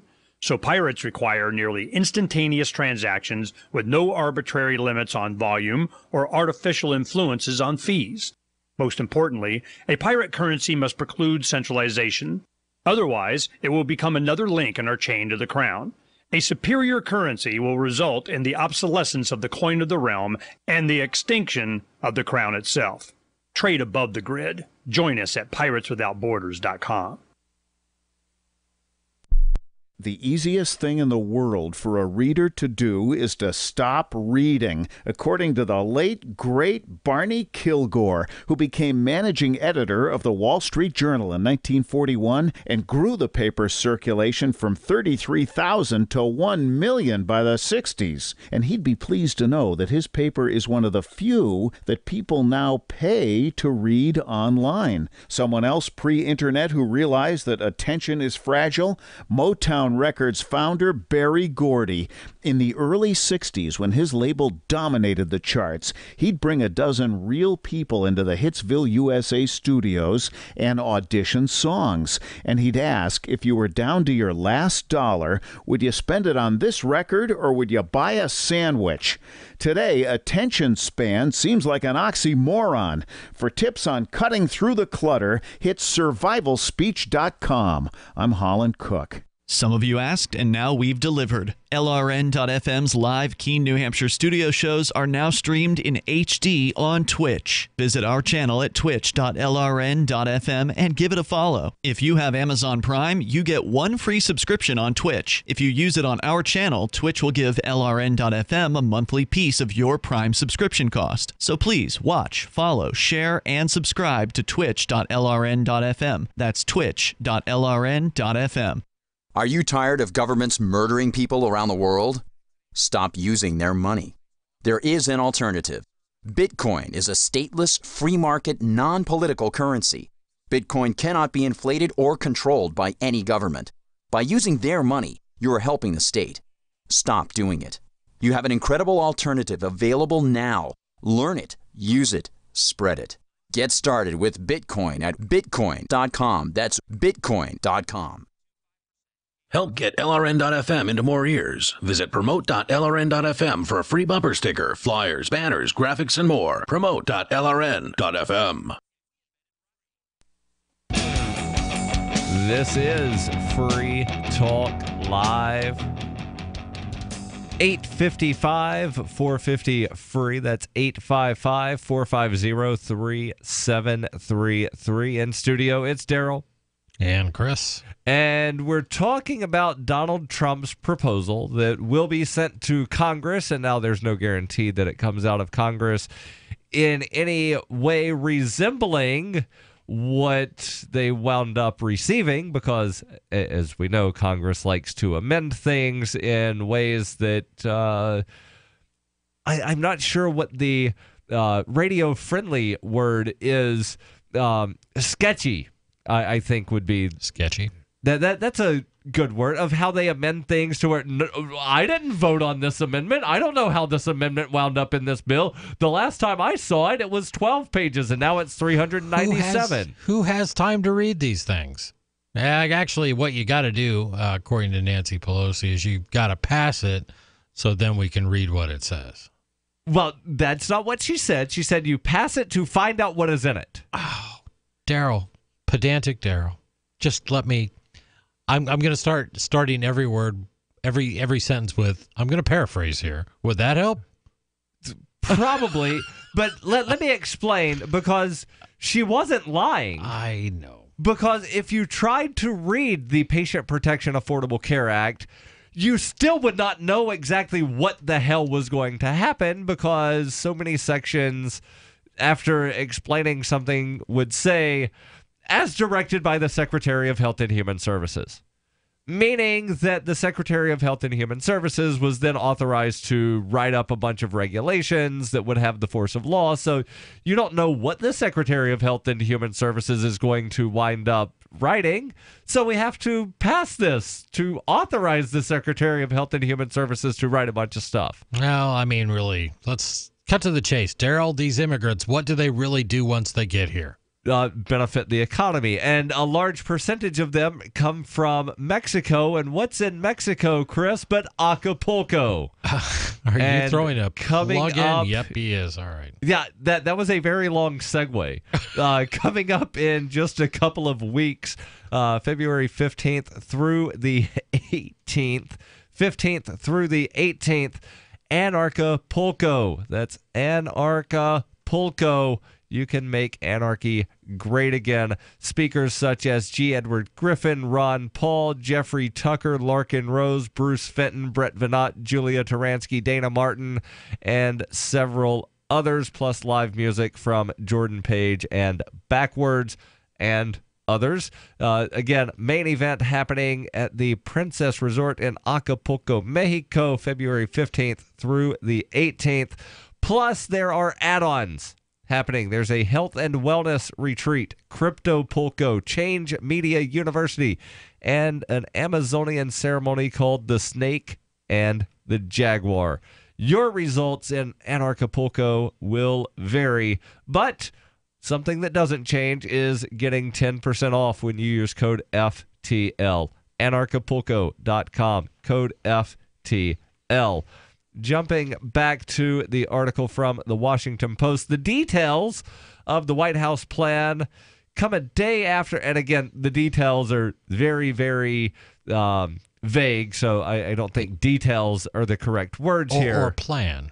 Kind of an announcement that we're going to introducing something. a plan to Congress, and we're telling you that we're introducing a plan to wind up affecting 1.8 million dreamers. That's not a detail. That's an overview. It's not a plan. It's not a detail. It's not really even an announcement. It's just saying we're going to go across the street. That's an announcement. Yeah, that's about it. It's not necessarily an important announcement that we're going across the street. We're going to go talk to those guys. Yeah. But again, the Post says the details of the plan come a day after Trump told reporters that he would be open to an immigration deal that includes a path to citizenship that would take up to 12 years for DACA recipients. Immigrants known as dreamers who have lived in the country in violation of immigration laws since they were children.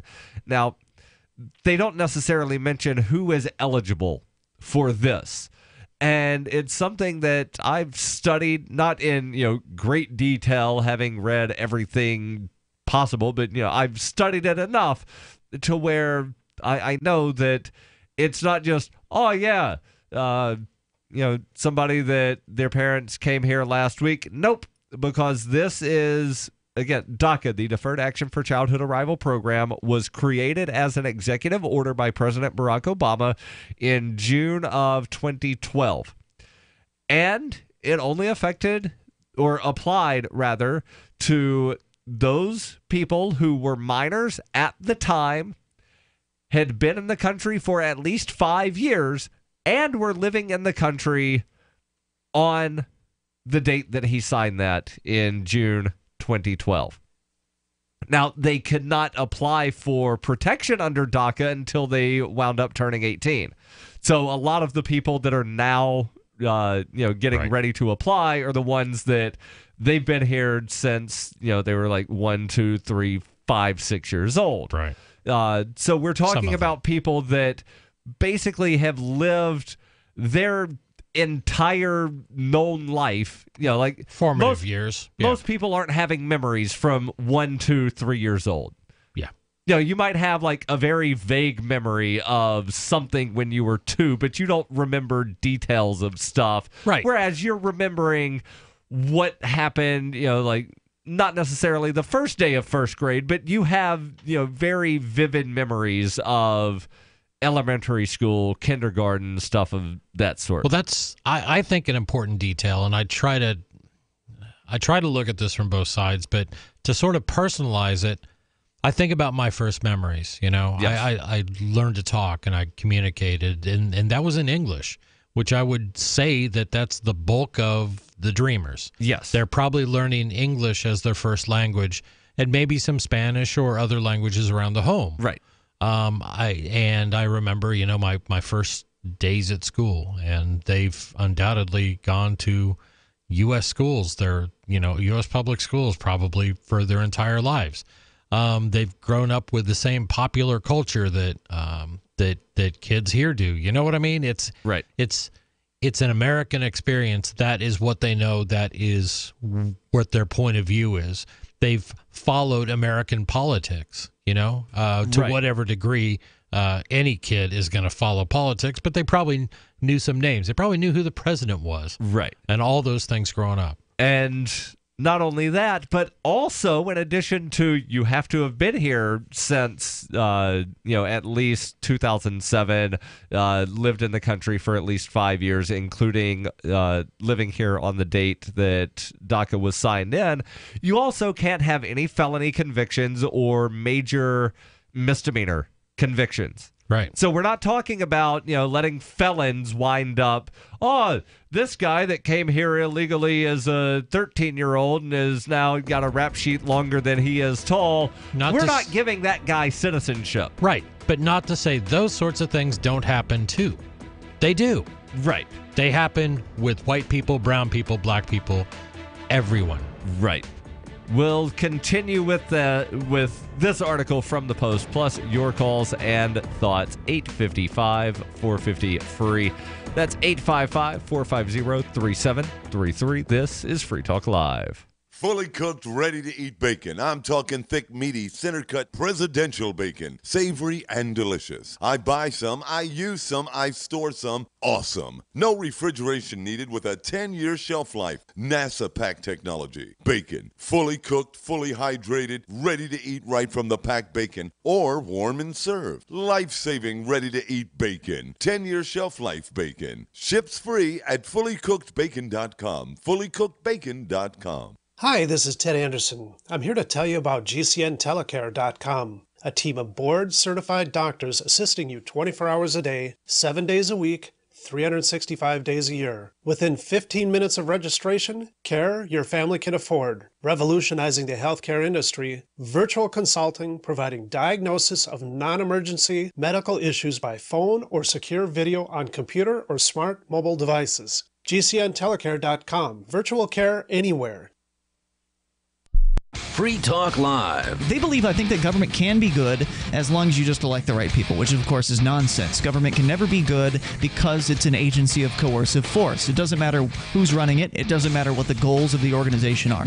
As long as it's funded through coercion, as long as it's funded through threats of violence, then nothing it can do is ever moral or justified. They understand the system and they want to work inside it to change it. So, therefore, in order to have their hunger strike that they'd planned, which I thought was a great idea, they went to the government, and what they do? Ask for a permit? They asked for a permit. They asked for a permit. It was already over at that point, right? Whenever you ask permission from the government, you might as well expect them to say no. No! You know what? It sounds like government has this non-cooperation thing down to a science. Yeah, right? Free Talk Live, 7 nights a week from 7 to 10 Eastern, live on the Liberty Radio Network at LRN.FM.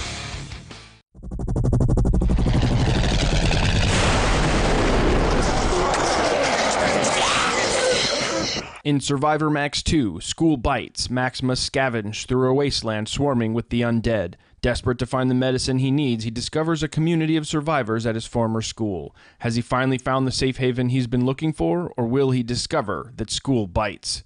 Look for Survivor Max on Facebook, read reviews on Amazon, and read Chapter 1 at SurvivorMax.com. Here's a chance to do a little activism while you're cruising Facebook, Twitter, or Google+. Between the LOL cats, the recipes, the hot girls, and the inspirational sunrise memes, Free Talk Live's posts pass by your newsfeed. Like them, comment. It gives us more exposure. If you don't see our posts, click like at facebook.freetalklive.com and then hover over it to click Get Notifications. It's an easy way to spread the ideas of liberty a bit further. I know you're busy, but you can spare that 1/10 of a calorie it takes to click on something. Facebook.freetalklive.com. Is spreading the message of liberty, cryptocurrency, and peace around the globe worth $2 per month to you? As you may already know, in addition to our internet feed, LRN.FM broadcasts on free-to-air satellite across North and Central America, as well as Sub-Saharan Africa. And we've been available on satellite for free 24/7 since 2010. The LRN.FM free-to-air satellite signal is reaching some of the most oppressive regimes in the world, and there's no doubt our ideas are making an impact. You can learn more about the channel's impact by watching the 3-minute video at fund.lrn.fm. If you'd like to help free minds globally with our ideas of liberty, cryptocurrency, and peace, you can donate as little as $2 per month via fund.lrn.fm. You can help us continue and expand our satellite broadcast to multiple continents. Visit fund.lrn.fm today, and thank you for your help. Don't forget to share the link on social media. That's fund.lrn.fm. Some of our live shows are streamed in HD on Twitch. Please follow and share at twitch.lrn.fm. That's twitch.lrn.fm.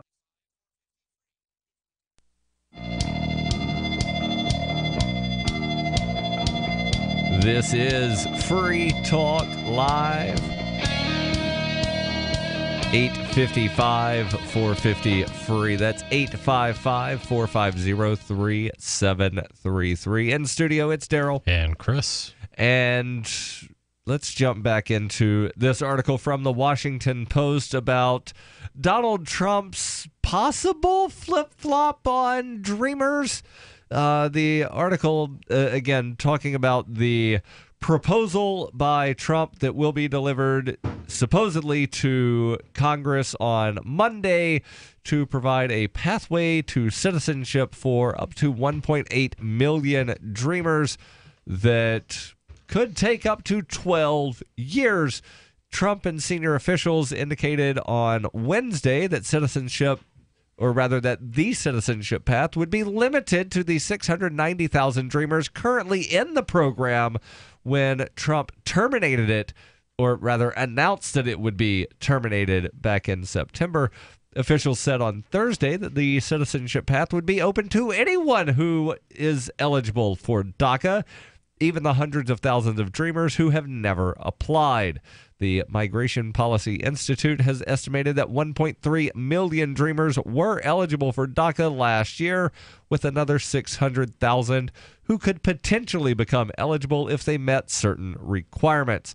And I could pop that article up to see exactly which requirements. My guess is probably the age requirement, right. Or, oh, yeah, well, if they would have gotten here a year earlier, something along those lines.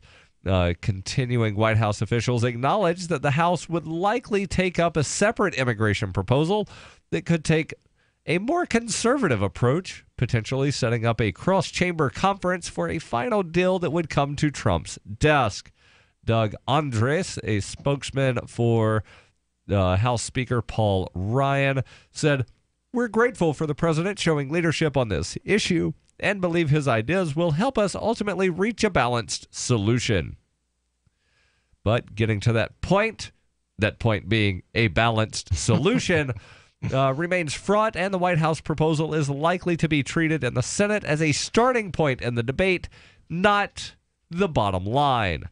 Conservative news sites hammered Trump for his support for a pathway to citizenship, with Breitbart News calling the president Amnesty Don in a headline on Thursday. Oh, dear. Democrats will be under pressure from immigration groups to reject the proposal. Frank Sherry, executive director for America's Voice, an immigrant rights organization, said this is going to be dead on arrival. We're going to oppose it fiercely. We're going to expect every Democrat to oppose it, and the idea that they are going to exploit the desperation of Democrats and Dreamers to take a wrecking ball to the Statue of Liberty is a non-starter. Well, that's pretty strong. Right. You don't take a wrecking ball to the Statue of Liberty. You wind up auctioning the thing on eBay, right, and then using money to pay off part of the national... Oh, wait. He's talking about a metaphorical wrecking ball to a metaphorical Statue of Liberty, but still selling the Statue of Liberty to the highest bidder because the American government no longer believes in the words written on the base there. It's pretty clear. I don't know. I mean, every time, and immigration has been the talk since Donald got into the race. This was one of his core values, I guess we could say. He's got core values? But the NSA having core values, I'm very surprised. I've been listening to how long have I heard about the immigration debate? I mean, I'm trying to think, 10 years, 20 years, 30 years? Well, back during the Reagan presidency, I seem to recall, now, I was fairly young during those years, but I seem to recall there was some kind of something that some people referred to as an amnesty proposal. Yes. That Ronnie Reagan wound up putting through. There was also something during the Bush administration, Daddy Bush, right. George H.W. There was something during the other Bush administration, and even going back, Eisenhower wound up doing some kind of executive order on certain immigrants. Yeah. So I look at this and I go, this thing's been kicked around Washington for forever. The anti-immigration side really just disregards the economic impact and the economic value of having people with skills coming into our country, and disregards the value of low-skilled labor coming into our country. I'm telling you, this country would not function without illegal immigrants that are willing to work under the table, off the record. There are whole industries that at this point cannot function with minimum wage labor. And this is an economic fact. We cannot produce the vegetables in California. We cannot produce agriculture all over the country without that cheap labor that oftentimes immigrant and migrant workers can provide. Right. We've regulated ourselves out of giving those jobs to Americans as if they would take them in the first place. Well, not only that, but going back, and I think this was changed in either the 60s or the 70s, when there was the change to the temporary work visas, to where used to there would be people that would come up from largely Mexico, other Central American countries, do that temporary farm work, and then leave and go back home. Right. But yet, rich. Then the visa rules wound up changing, and it was just easier for them to just come and stay because, well, Right. all right, I could go back home, but then I'm not going to be able to come back because Right. I And can't what if I wind get up getting held the up proper visa and this and that. This is the only way I can support my family. And right. There's just all sorts of things. It's just silly, and it's prejudice. This is, and you've used the phrase before. I love it. Schrodinger's immigrant. Right. You know, he's too lazy to work, wants to be on welfare, and he's going to take your job all at the same time. Right. It's just insanity. So we're going to keep going back and forth on this. People are going to get hurt in the meantime. American business is going to get hurt because they're not going to have access to those people that are willing to take the chance in working off the record and working for low wages. And then, do you remember every citizen will pay higher prices for those products and services? Do you remember the stories from a couple of years ago when Alabama and Georgia wound up passing these really weird laws? Very strict. Some of the strictest anti-immigration laws in the country. A bunch of the farms wound up saying, hey, we need people to come work our farms. No problem. So the prison system said, all right, hey, brilliant. We've got all these people. Free labor. Yep. Free labor for you. Most of them didn't last the first day. Right. And of the ones that did, nobody wanted to go work the second day. There's an old Vice episode on this very subject that was great. And then they went to, let's go. Solitary confinement. No. They went to homeless shelters and they found people that were homeless. And, you guys need jobs. Oh, no, I meant the prisoners that wound up not going back to work. Yeah. They went to solitary confinement as punishment for not going back to work. They did that. They tried getting kids in high school to go do the work. And face it, you're not going to get a lot of people that have the stamina, number one, and the desire to go sling watermelons onto a truck bed all day long. Or pick heads of lettuce. There's the TV show Undercover Boss. Right. I don't know if you've ever seen that. I've seen it. There was an episode where one of these big, giant mega farm companies, the CEO of the mega farm went out and he's working in the fields and he was not able to wind up keeping up. Yeah. I don't doubt that at all. This machine that if you're driving down the highway, you see that big giant machine going very, very, very slowly through a field. Oh, yeah. He bends down to pick up a head of lettuce and that thing's 10 feet in front of him. Your calls and thoughts welcome. 855-450-FREE. That's 855-450-3733. What are your thoughts on dreamers or just immigrants in general? Or here's a better question. Do you think that the United States should only allow immigrants to come in if they look like you? I don't. Live from the Verticoin studio.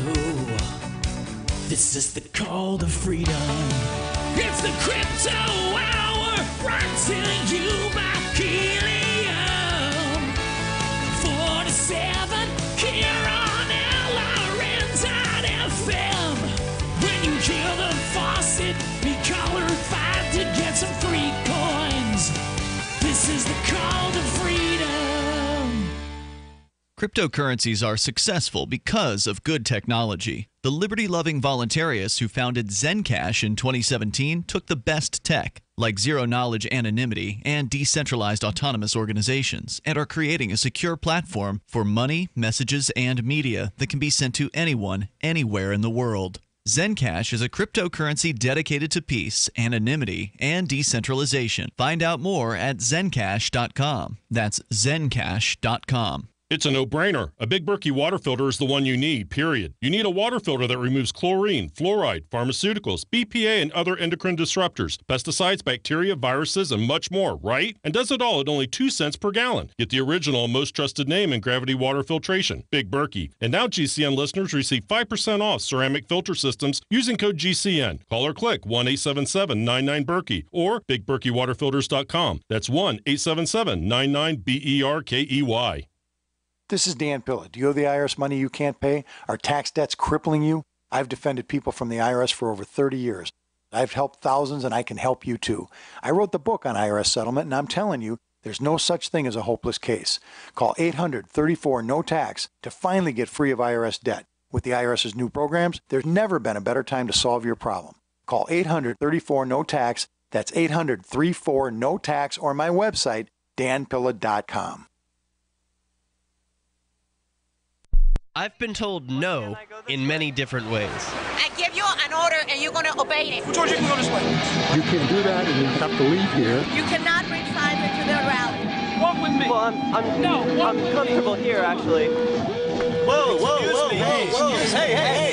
Who do you think you are? Excuse me. There is no video and audio allowed in this office. No, I have work today. You ain't going to make it. Wait on account. Now. Wait a minute. Whoa. Hey! Oh my God! Unbelievable! Why are you running from me? Because you scared me. What am I being detained for? You're being served. What is this? You're being served. What is this? Bureaucrats have a funny way of telling people no. That's the sound of the men working on the chain. Derek J's Victimless Crime Spree. Watch it for free and order the Director's Cut DVD at victimlesscrimespree.com.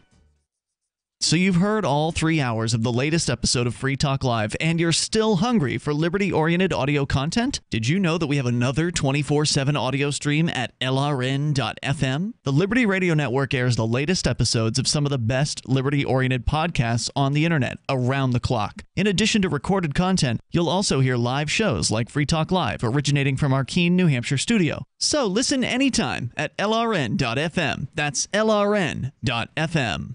I love My Magic Mud. I drink a lot of coffee. I had stains on my teeth. Then I found My Magic Mud, and I was told it would remove stains. So I paid attention when I brushed the first time. My Magic Mud is black tooth powder, and the difference it made in my teeth in one application was noticeable. With 4, my teeth were as white as you normal folks out there. Please go to mymagicmud.com and buy a jar. There's 150 applications for $25. You can use Bitcoin, mymagicmud.com. Love what we do? Please help support our international satellite channels at patreon.lrn.fm. That's patreon.lrn.fm.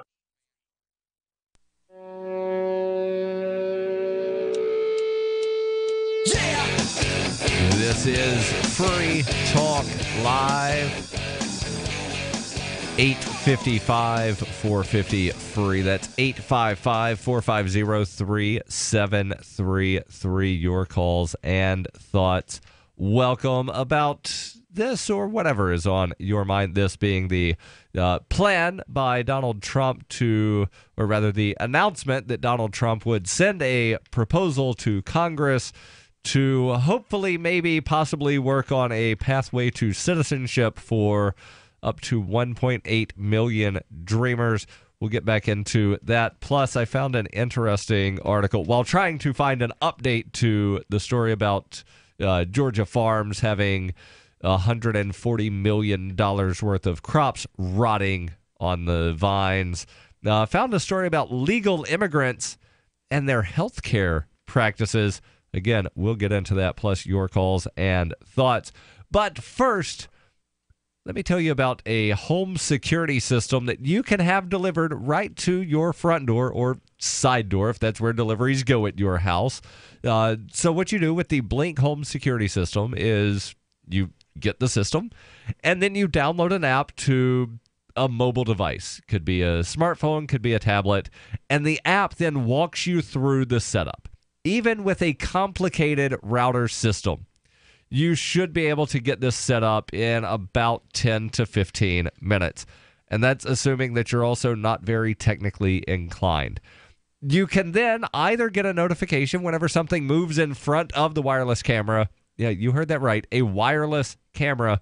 Or you can just check the camera whenever you want to from that mobile device. And have we got a deal for you? Get 3 Blink security cameras for what the other guys would charge for 1. Visit blinkprotect.com/FTL. That's blinkprotect, all one word, blinkprotect.com/FTL, as in Free Talk Live. blinkprotect.com/FTL. So the article here from the Washington Post, just we're almost at the end. Again, the proposal here is that, or the announcement earlier today is that Trump is going to give a proposal to Congress to wind up giving a pathway to citizenship for up to 1.8 million Dreamers. That pathway could wind up taking up to 12 years. There are some groups, such as America's Voice, that are hoping that, even though they're listed by the Washington Post as an immigrant rights organization, they're hoping that, or rather they're expecting the Democrats to oppose it, which seems kind of strange. They say, and the idea that they're going to exploit the desperation of Democrats and Dreamers to take a wrecking ball to the Statue of Liberty is a non-starter. White House aides said the plan was the result of months of talks between the administration and lawmakers and cast it as an effort to provide Congress greater clarity over what Trump would support in an immigration deal. Some lawmakers have complained that the president has vacillated between signaling he was supportive of a deal only to pull back after speaking with aides or immigration hardliners. Trump himself is in Switzerland for an economic forum until Friday. However, Chief of Staff John Kelly has remained in Washington to help keep in close contact with Congress. However, Kelly himself did not visit Capitol Hill on Thursday. Now, let's jump into, and again, this headline is just absolutely baffling from the Atlanta Journal-Constitution. Deportation fears have legal immigrants avoiding health care. Why is that surprising to you? People who are in this country legally. Yep. Are avoiding health care because they fear deportation. They recognize that they might have skin that may be a little darker, a little different color than the majority of people on Capitol Hill and in the White House, perhaps, and maybe they feel that their speech is a little bit different. They may speak with a little bit of an accent, and they're going into some place that's highly regulated, and they're asked to fill out all sorts of forms and everything about their background and provide their papers before they can do anything. It makes perfect sense to me. This is what you get. Now that you explain that, right, it does start making sense. But like my initial thought was, oh, somebody has a broken leg. I'm not going to no doctor. No. I know I've lived in this country my whole life, but I'm brown. I'm not going to a doctor. They're going to ship me over someplace I've never been before. No, I think you're going to find people that are here legally are going to grow more and more suspicious of the government agencies everywhere. I think they're going to be definitely more suspicious of police. They're going to not. I completely understand that part, but sure. My first thought, because I have not necessarily a history in the healthcare industry, but I have worked at hospitals previously. And my interactions with healthcare professionals, while I've not necessarily always received the best treatment, is that, at least they're trying. So it has nothing to do with the doctors. It has to do with the nurse out front that's going to ask you for your insurance card, for your identification, to ask about your health background, where were you born, all that stuff, and that's where we've gotten to.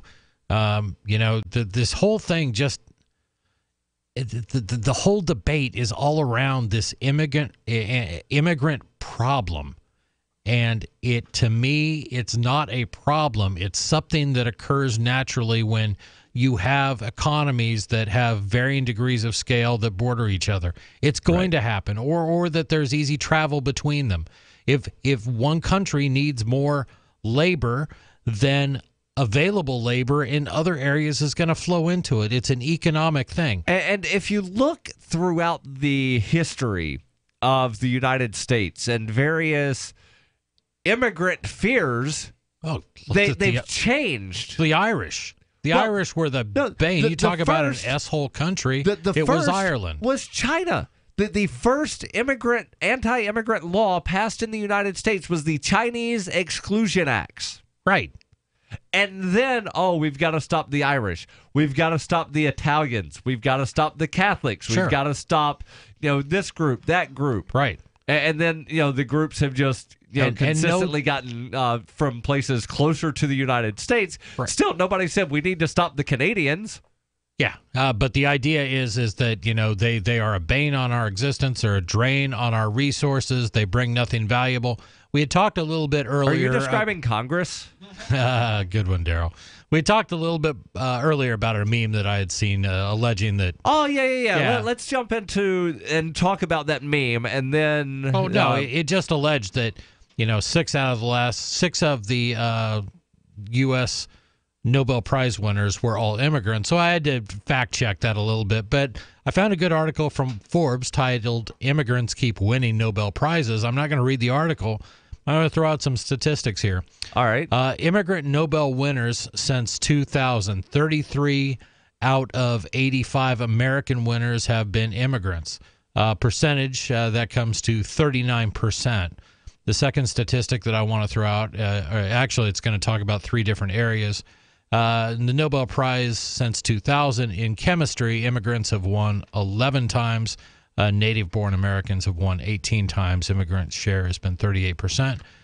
In medicine, immigrants have won 10 times. Native-born have won 16 times. Immigrant share 38%. And finally, in physics, the immigrants have won 12 times a Nobel Prize. Native-born Americans have won 18 times, and the immigrant share there would be 40%. So we're not talking about Schrodinger's immigrant who is going to simultaneously take your job while being too lazy to work and be on welfare. Right. We're talking about some very, very bright minds, people that go on to win Nobel Prizes. And that's certainly not all of them, but not all of them are street thugs and are going to join M15 and shoot up your neighborhood. Right. And, the people that have these fears of, people that are born over there commit crimes. Well, I've got a secret to tell you. People that were born and raised in the United States also commit crimes. And if you look at the statistics and compare the groups, people that were born and raised in the United States commit crimes at a higher rate than immigrants. And story from the UK Independent, all 6 of the Nobel Prize winners from the United States in 2016 were immigrants. Wow. Yeah. So that must have been where the meme came from. Yeah. Yep, absolutely. Your calls and thoughts welcome. 855-450-FREE. That's 855-450-3733. Plus, why are immigrants avoiding health care? It's about time something new came along for better selling and buying online. And I found it. What now, Marge? It's buysellmakeoffer.com. Never heard of it. It's a brand new company. That's why you've never heard of it. It's the newest and best way to sell any products online. I did all the research. Sell my car? Yes. Our home? Yep. My golf bag? Your golf clubs. All of them. How about your purse collection hoard? Hey, now. You said any product. Right. I did. We get 30 days free. Really? Packages starting from only $9.95. And buysellmakeoffer.com will never charge item fees ever. Never. And this is cool. Listen to this. You can even use Skype or video to show your items. That's cool. Yes. All we have to do is go to the website, sign up, and then load our stuff to sell. I love this site. BuySellMakeOffer.com. BuySellMakeOffer.com. You got it? BuySellMakeOffer.com. BuySellMakeOffer.com. Better selling, better buying. Ross Ulbricht was convicted in early 2015 of running the infamous Silk Road Underground Market. The Silk Road was a gift to humanity and helped reduce the harms brought on by drug prohibition. For this good deed, Ross has been sentenced to life in prison with no possibility of parole. Now, an appeal is Ross's only chance, and he needs your support. Please visit freeross.org, where you can contribute via various methods, including Bitcoin. Visit freeross.org. That's freeross.org.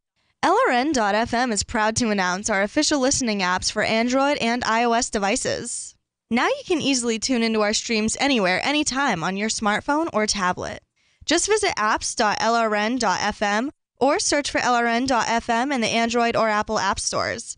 Please download, rate us 5 stars, then share the link on your social media and let your friends and family know how you're listening to LRN.FM. Download it now, free at apps.lrn.fm. You're listening to the live edition of Free Talk Live. Hour number 3 is next after the news here on the Liberty Radio Network at LRN.FM. From Keene, the Shire, the Liberty Media capital of the world, this is Darryl W. Perry, host of FPP Radio News for Thursday, January 25th, 2018. Silver is trading at $17.57 per ounce. Gold is valued at $1,361 per ounce. Zencash is trading at $39, and the average price of Bitcoin is $11,510. And Hour.com reports Turkey has been known for being very quick on the trigger to arrest any perceived dissenters, particularly when those dissenters are seen as pro-Kurdish. The invasion of Afrin, Syria, unsurprisingly, has led to a new round of arrests. At least 91 people have been confirmed to have been arrested overnight Monday during nationwide police raids in Turkey, targeting people who were spreading terrorist propaganda, which boiled down to expressing opposition to the invasion of Syria. The Turkish Prime Minister confirmed as much, saying opposition to the war was the biggest villainy and that Turkey intends to hold responsible anyone who commits this crime on social media. The arrests have included top politicians within the opposition People's Democratic Party, which is often vilified for being pro-Kurd, and at least 4 reporters were arrested. 6 of the detainees are also accused of planning a public protest in a park in the Kurdish part of Turkey, which is likely to carry an even stiffer sentence. Turkey has banned all rallies, protests, public meetings, and even concerts in the capital city of Ankara for the duration of the war. Elsewhere in the country, the laws aren't very clear about banning public expression of opinion, but the arrests are coming either way. For over 40 years, Roberts & Roberts Brokerage has been a trusted source for buying and selling precious metals like gold and silver. And as a Bitcoin-preferred business, Roberts & Roberts Brokerage has removed the minimum purchase amount for all orders paid in the digital currency. Call Roberts & Roberts Brokerage today for knowledgeable advice on buying and selling precious metals and a forward-thinking approach to new technologies. 800-874-9760 or visit online at rrbi.co.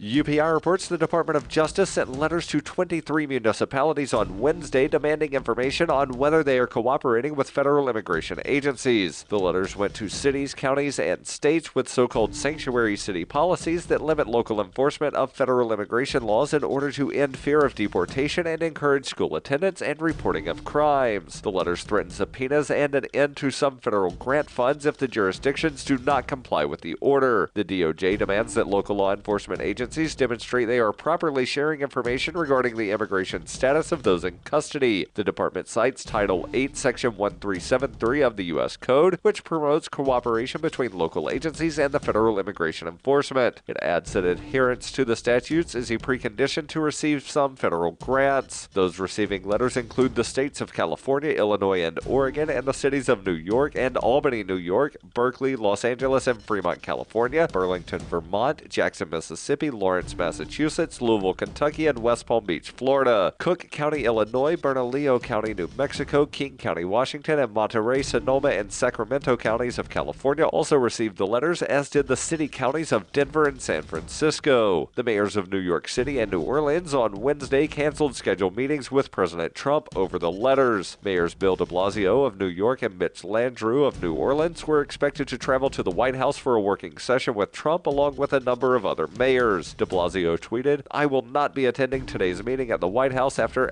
@real Donald Trump's Department of Justice decided to renew their racist assault on our immigrant communities. It does not make us safer and it violates America's core values." Landrieu said he would not attend the meeting under false pretenses. CNN reported at least one Republican mayor also would not attend the working session, though did not name which mayor. A spokeswoman for Louisville Mayor Greg Fisher, whose city received a letter, said he would attend the meeting but disagreed with the administration's threat of subpoena. Fisher told reporters, "This notice today is insisting that people send proof that they are in compliance with federal law, and I would bet that many of us up here have already done that, so perhaps the mailbox at the DOJ should be checked." He said an attack on one of our city's mayors who is following the Constitution is an attack on all of us. I will not be attending that meeting. A crackdown on sanctuary communities was among the first order of the Trump administration. The LA Times reported Attorney General Jeff Sessions has repeatedly called the municipality's policies a public health hazard. You can support FPP Radio by joining the Fans program. To learn more or to join the Fans program, visit fans.fppradio.com. This has been FPP Radio News, online at fppradio.com. The entire nation has been transfixed by the emotional saga of missing toddler Aaron Crawford. Police remain baffled by 4-year-old Aaron's mysterious disappearance. The Crawford family is finally speaking out, but it isn't easy. We're taking it day by day, you know? We just miss our baby so much. This must be so hard on everyone. All he does is cry. I hate him. Little Aaron was last seen in the bedroom he shares with his older brother, Denny. Authorities say he was abducted by an intruder in the middle of the night. Denny was in the room when Aaron was taken. Yeah, right here. Now it's just my room. Denny, can you tell us what happened? I was in my room. A man lifted up the window and came in. Were you scared? Yes, because I thought he's going to take my Xbox. This is the Onion News Network.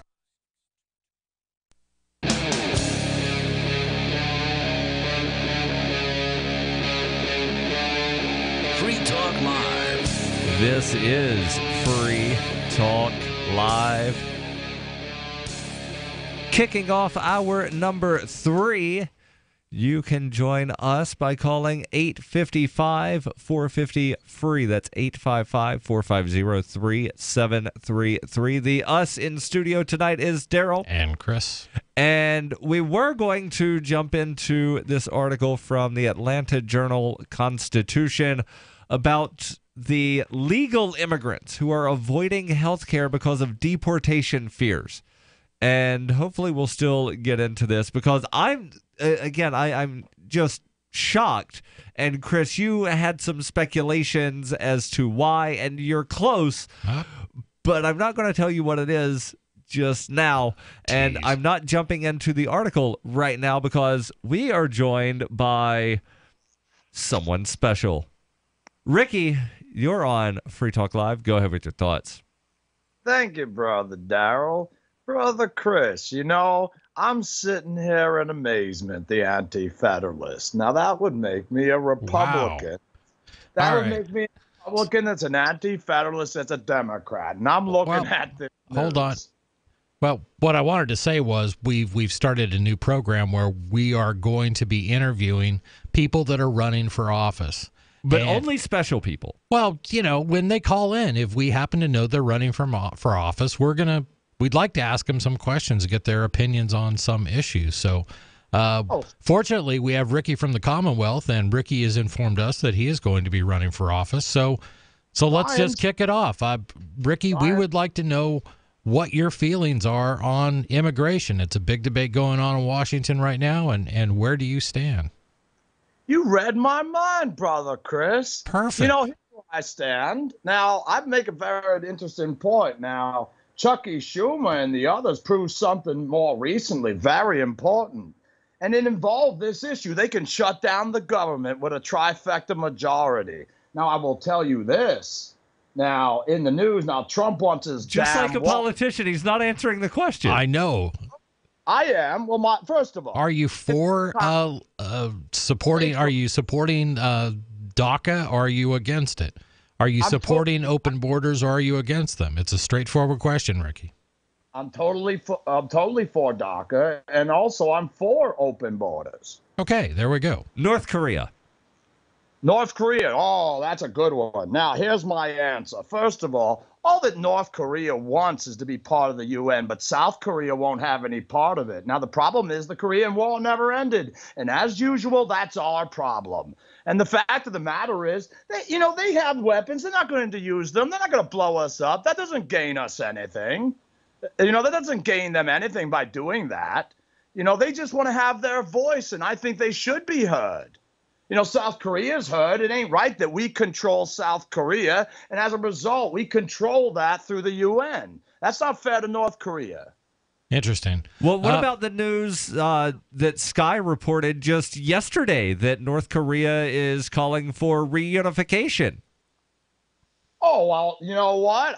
First of all, I don't think it ever should have broken them apart. That's our fault. I mean, haven't we learned? We did that with Vietnam. Fact is, we're going to impose the North Vietnamese, the South Vietnamese, and the North Vietnamese. And as a result, that's the advent of the Viet Cong. And a lot of people died for who the hell knows what the damn reason was. Looking for Charlie. Great. All right, next question. You're probably well aware that the World Economic Forum 2018 is going on in Davos this week. And a lot of the talk has been about cryptocurrency and what role it may play in our future economy. What are your feelings on cryptocurrency and in world trade in general? Well, I think cryptocurrency is a fine idea.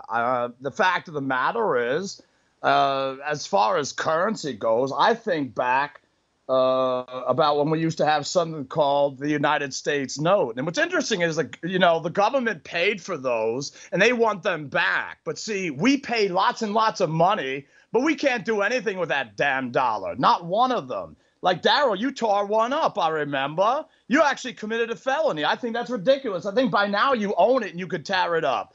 Fiat currency is worthless. You don't even own the money you pay for. Very good. Thank you. Darryl, next question.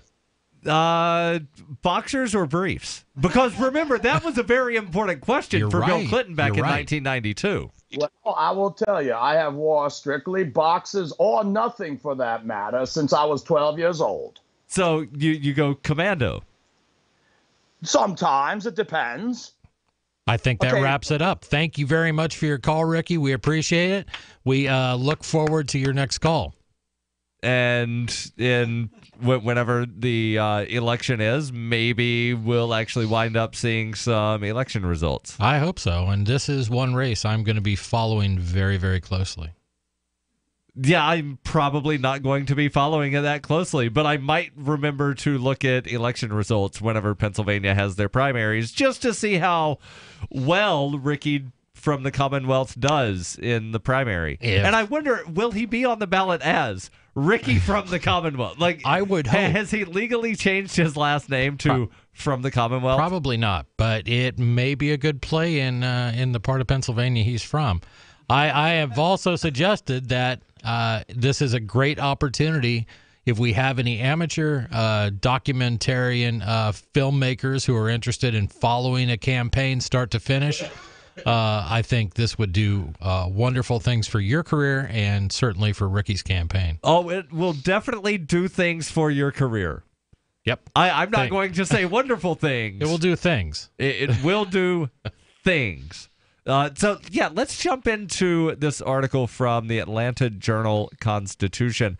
The number of legal immigrants from Latin American nations who access public health services and enroll in federally subsidized insurance plans has dropped substantially since President Donald Trump took office 1 year ago. many of them fearing their information could be used to identify and deport relatives living in the country in violation of immigration laws. Trump based his campaign on promises to stop illegal immigration and deport any immigrant in the country, or rather any of the immigrants in the country illegally. But many legal residents and U.S. citizens are losing their health care as a result, according to advocates. After Trump became president 1 year ago, Daniel Booten, a director at the Community Council, a Dallas nonprofit that specializes in health care enrollment for low-income families, says every single day families canceled their Medicare plans and people really didn't access any of our programs. The trend stabilized a bit as the year went on, but it remains clear that the increasingly polarized immigration debate is having a chilling effect on Hispanic participation in healthcare programs, particularly during the enrollment season that ended in December. It's not surprising to me. I think this whole thing, this has happened in country after country. It's happened in our country over and over, where politicians demonize one group of people. Yep. And it's painted with a very broad stroke, and I'm sorry, people tend to follow those sorts of leads when they hear them in the media. And now we have, we are so diametrically opposed as a country. We're just divided. We're divisive. We clash heads. It's polarized. Right. And then there are people that you can't actually have intelligent discussions with. What's the effect of polarization? Because they wind up, when you say something of the sky is blue, well, you're in this group that I don't like, so I have to disagree with you and come up with all these reasons. It's not blue, it's azul. I don't even have to disagree with you. I just dismiss you out of you. You're a liberal, Darryl, so therefore you know nothing. And I just dismiss anything that comes out of your mouth, and that's the point we're at, and that's left and right. I'm sorry, it's sad that we can't have civil discourse on subjects that are very important to our country. And I'm old enough to remember when people actually crossed party lines to vote because they were more interested in who might do a really good job, more interested in their character than they were whether it was Republican or Democrat. Your calls and thoughts welcome. 855-450-FREE. That's 855-450-3733. What are your thoughts on legal immigrants not getting health care? This is Free Talk Live. I got my Blink home security system delivered right to my door. I downloaded the app and it walked me right through the easy setup. Even with my complicated router system, I was done in like 10 minutes. Now it notifies me whenever something moves in front of the wireless cameras, or I can just check it whenever I want right from my phone. And I got you a deal. Get 3 Blink cams for what the other guys charge you for 1, plus an extra 10% off. Visit blinkprotect.com/FTL. blinkprotect.com/FTL. blinkprotect.com/FTL. Thinking about getting into cryptocurrency? It's time you looked into Dash. Dash is digital money that you can use to send instant and private payments anywhere for pennies. Dash offers a decentralized network where miners are rewarded for keeping it strong and safe. Dash has made a huge impact in the crypto world. Start your journey. Check out dash.org for more information. And get in now on the future of cryptocurrency.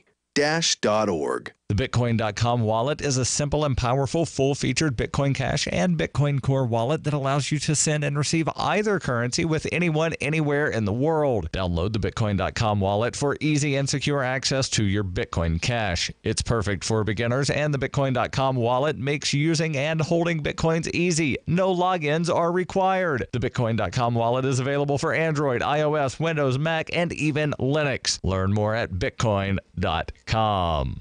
Cryptocurrencies are successful because of good technology. The liberty-loving voluntarists who founded Zencash in 2017 took the best tech, like zero-knowledge anonymity and decentralized autonomous organizations, and are creating a secure platform for money, messages, and media that can be sent to anyone, anywhere in the world. Zencash is a cryptocurrency dedicated to peace, anonymity, and decentralization. Find out more at zencash.com. That's zencash.com.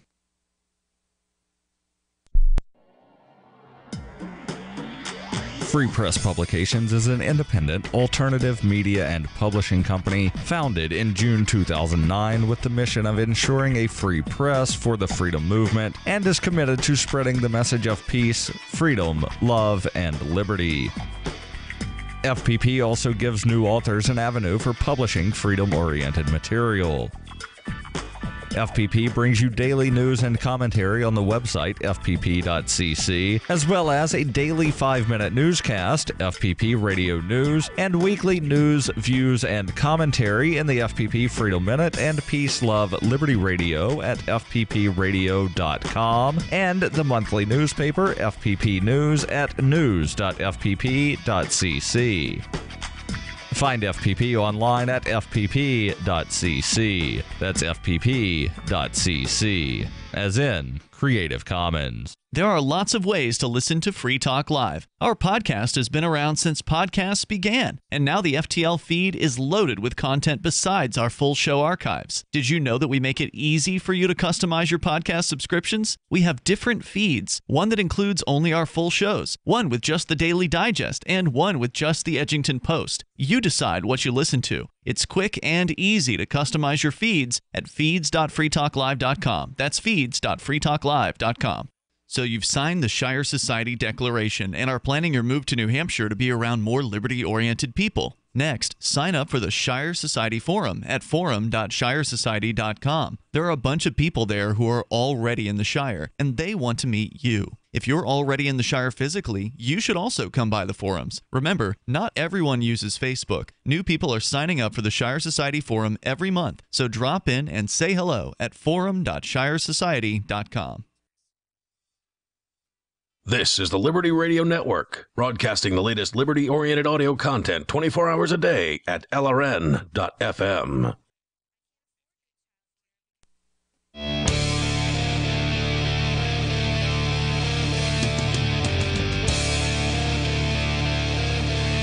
This is Free Talk Live, 855 450 free. That's 855-450-3733. Cryptocurrencies are hot right now, and I don't mean hot as in like if you touch them you will burn your hand. Like, you know, they're all the rage, as the kids would have said a long time ago. I want you to do your Mufasa impression from Zoolander. Cryptocurrencies are so hot right now. There you go, Darryl. I invented the piano key necktie.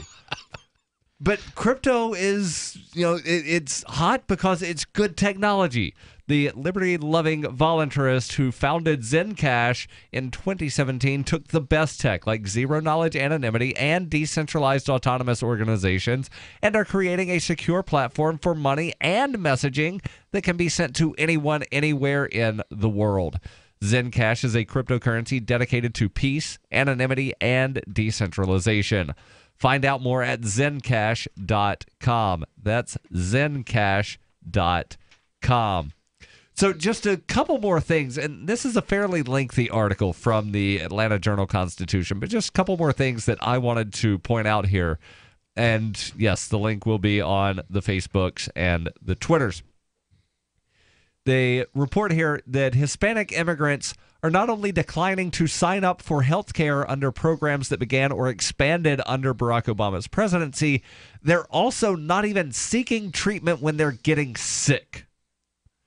Oscar Gomez, CEO of Health Outreach Partner, a national training and advocacy organization, says one social worker said she had a client who was foregoing chemotherapy because she had a child that was in the country in violation of immigration laws. So this woman feared that her child would be deported, so she did not go get chemotherapy. That's insane. Enticing the Hispanic population to take advantage of subsidized health care has been a struggle that began long before Trump's presidency. They then go through some of the numbers as far as insurance rates, etc. They say recent events have not helped. Despite initial signs of a compromise agreement, Trump now is not supporting a deal to support young people who identified themselves to the federal government so they could qualify for protections under DACA. Again, this article is 4 days old, so it seems as though that may have changed as well. But let's talk about some of the actual things where people have gone to wind up, get treatment, and had interactions with Border Patrol. Last fall, Border Patrol agents followed a 10-year-old immigrant with cerebral palsy to a hospital in Texas and then took her into custody after surgery. She had come to the U.S. from Mexico when she was just a toddler. And in Okeechobee, Florida, a small rural town about an hour and a half north of Miami that has a large immigrant community, green and white striped immigration vehicles were spotted driving around town and parking in conspicuous places last spring and summer. A few immigrants were picked up and deported, leaving healthcare facilities. Some of the patients called to cancel their appointments until the immigration officials left the town. Wow.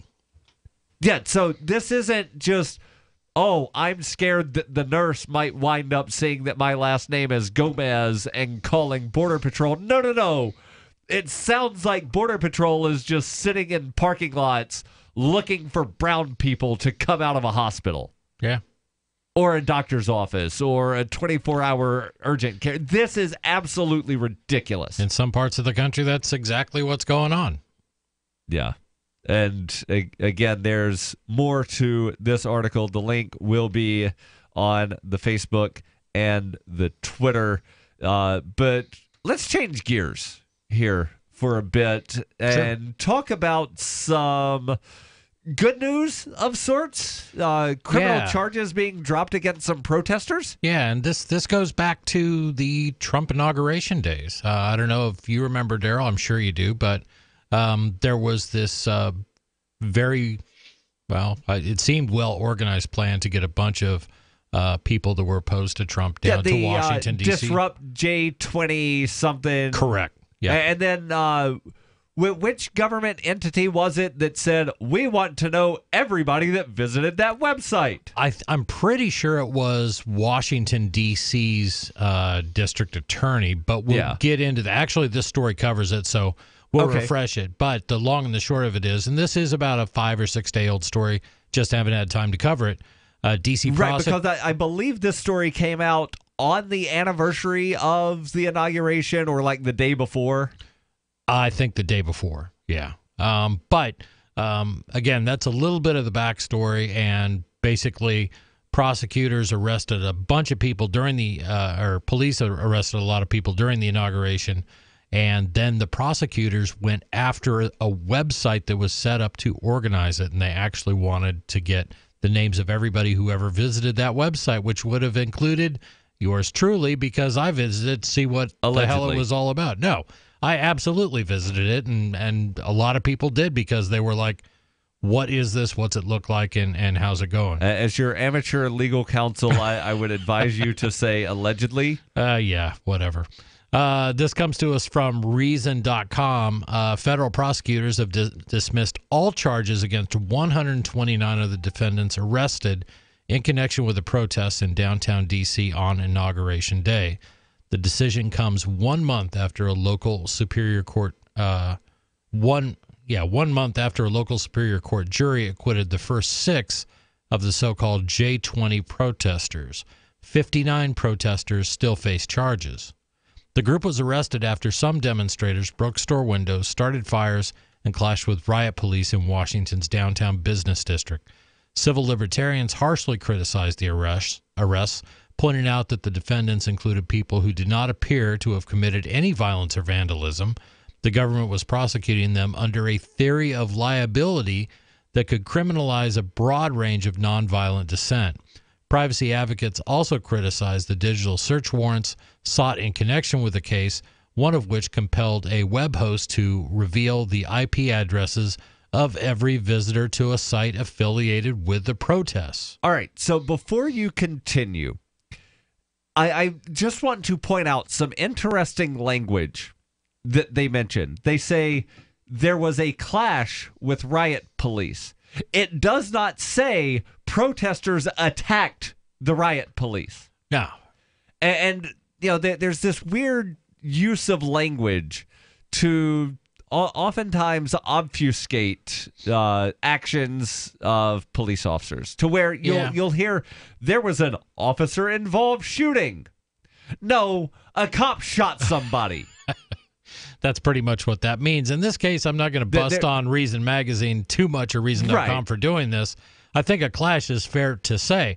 Right. But, when you've got, and I've seen this in other places, to where you've got people that are strolling through a park and then police do this weird corralling thing. Right. You must exit, and there's no way for them to exit, and then police start cracking skulls. That's a clash with police. I get it, but in this case, I think a lot of people saw some bad behavior on behalf of the protesters in D.C. and on behalf of the police. Your calls and thoughts welcome. 855-450-FREE. The answer to being in control of your own healthcare is freedom from insurance. Become part of a group of self-pay patients that come together to share in each other's medical expenses. Individual share amounts begin at $107 a month and $347 for families. Choose from 3 health-sharing programs. Holistic treatments may be eligible for sharing. See guidelines. Discount programs available for dental, vision, and pharmacy. Go to libertyoncall.org. That's libertyoncall.org. Hawaii was a wake-up call. Don't be caught without a disaster shelter. Atlas makes an all-disaster shelter that will protect your family from fallout, tornadoes, and hurricanes for only $99.99. That also includes the NBC air filtration system, solid steel construction with an airtight, bulletproof door. That's right, for $99.99 and up. Call 1-855-4BUNKER or go to iwantthatshelter.com. Atlas Survival Shelters, the world leader in fallout shelters. On Free Talk Live, we're bringing people to the ideas of liberty every day. From wrestling superstars like Glenn Jacobs. You guys really are having an impact, I believe. Like I said, a lot of where I am now is due to listening to Free Talk Live. You changed my mind on some very important issues years ago. To random people tuning in on the radio. I was kind of stuck in the left-right paradigm. I heard your show by chance on a Saturday night. From there, I went on, joined the Free State Project, and become an amplifier. So, I mean, that's really the reason why I amp is because I know that if it wasn't for you guys being on as many stations as you are, I never would have found the ideas of liberty. Your amp will directly change more lives by getting Free Talk Live in front of people looking for talk radio online and on the air. When you amp Free Talk Live, you get perks like access to the AMP-only Facebook group and AMP podcast. Visit amp.freetalklive.com.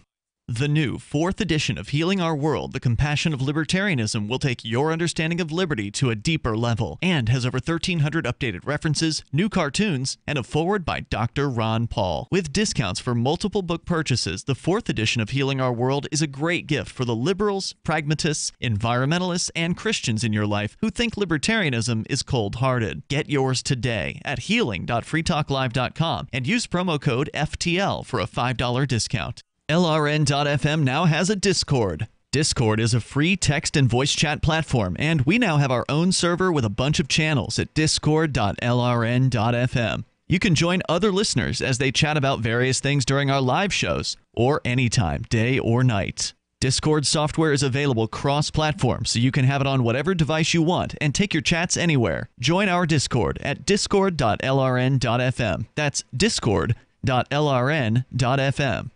The Free State Project has reached its goal of 20,000 liberty lovers who've pledged to move to New Hampshire and get active to achieve liberty in our lifetime. Perhaps you're trying to figure out what part of New Hampshire should be your destination. If so, consider Keene. You'll find more than 150 reasons to move to Keene at move.freekeene.com. Keene is famous for its historic, publicity-generating activism, as well as being the liberty media capital of the world. It's home to freekeene.com, New Hampshire's destination for liberty activism, news, and opinion. For years, we've been compiling over 150 reasons to move to Keene at move.freekeene.com, where you'll learn about some of what's happening here and what makes Keene a great place to live. If you love liberty, you'll probably enjoy anywhere you end up in the Shire. But do your due diligence first. Please visit move.freekeene.com for the full list of over 150 reasons to move to Keene. That's move.freekeene.com.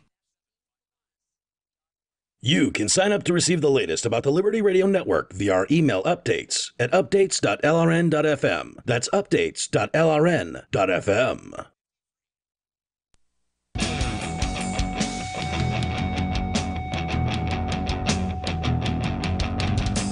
This is Free Talk Live. 855-450-FREE. That's 855-450-3733. In studio, it's Darryl. And Chris. And, we've got this weird Discord thing that, we got to quit calling it a weird Discord thing, because then it sounds like we're trying to describe some medical condition. We use Discord, which is a app which is mostly used by gamers to chat and share stuff online. Yeah, I personally have never used the thing. It's weird to you. Right, exactly. And it's called Discord, and it's a thing.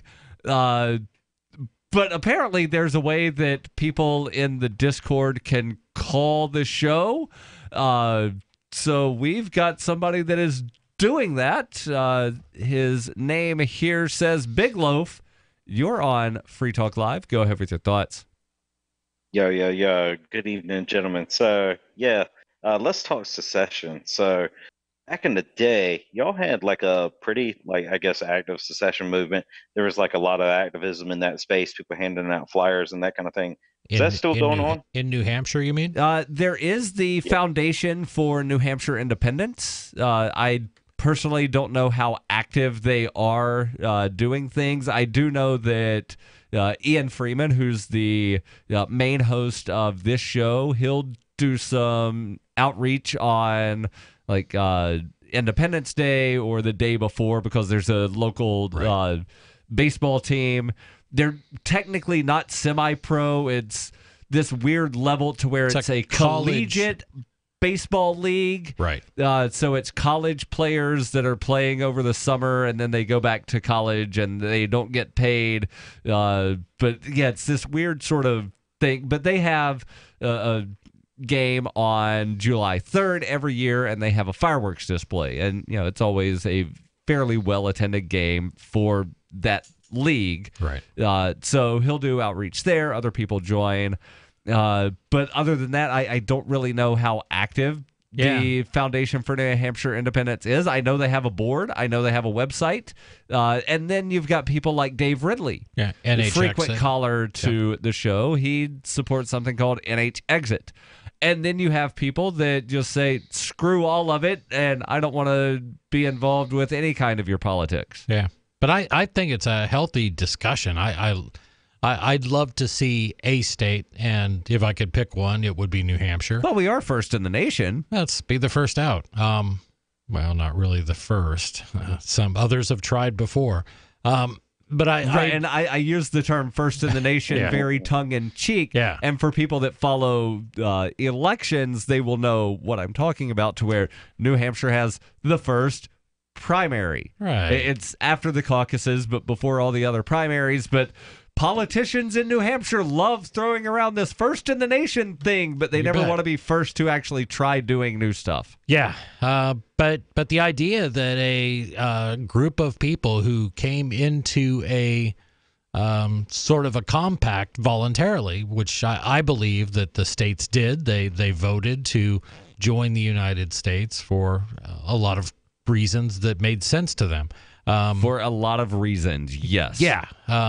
But should they not be allowed to then leave? The idea that, no, it's a one-way trip. Once you join us, you can never leave, makes no sense at all. So Yeah. And I sort of kind of like that discussion too. I wish there was more of it, because, even like as an anarchist, right, I don't believe in being ruled by anybody. I can take care of myself. Thank you. Just, let me be, right?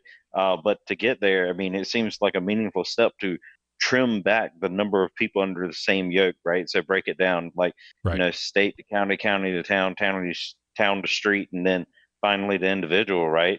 Sure. And it just seems like there's a lot less of that type of discussion going on nowadays.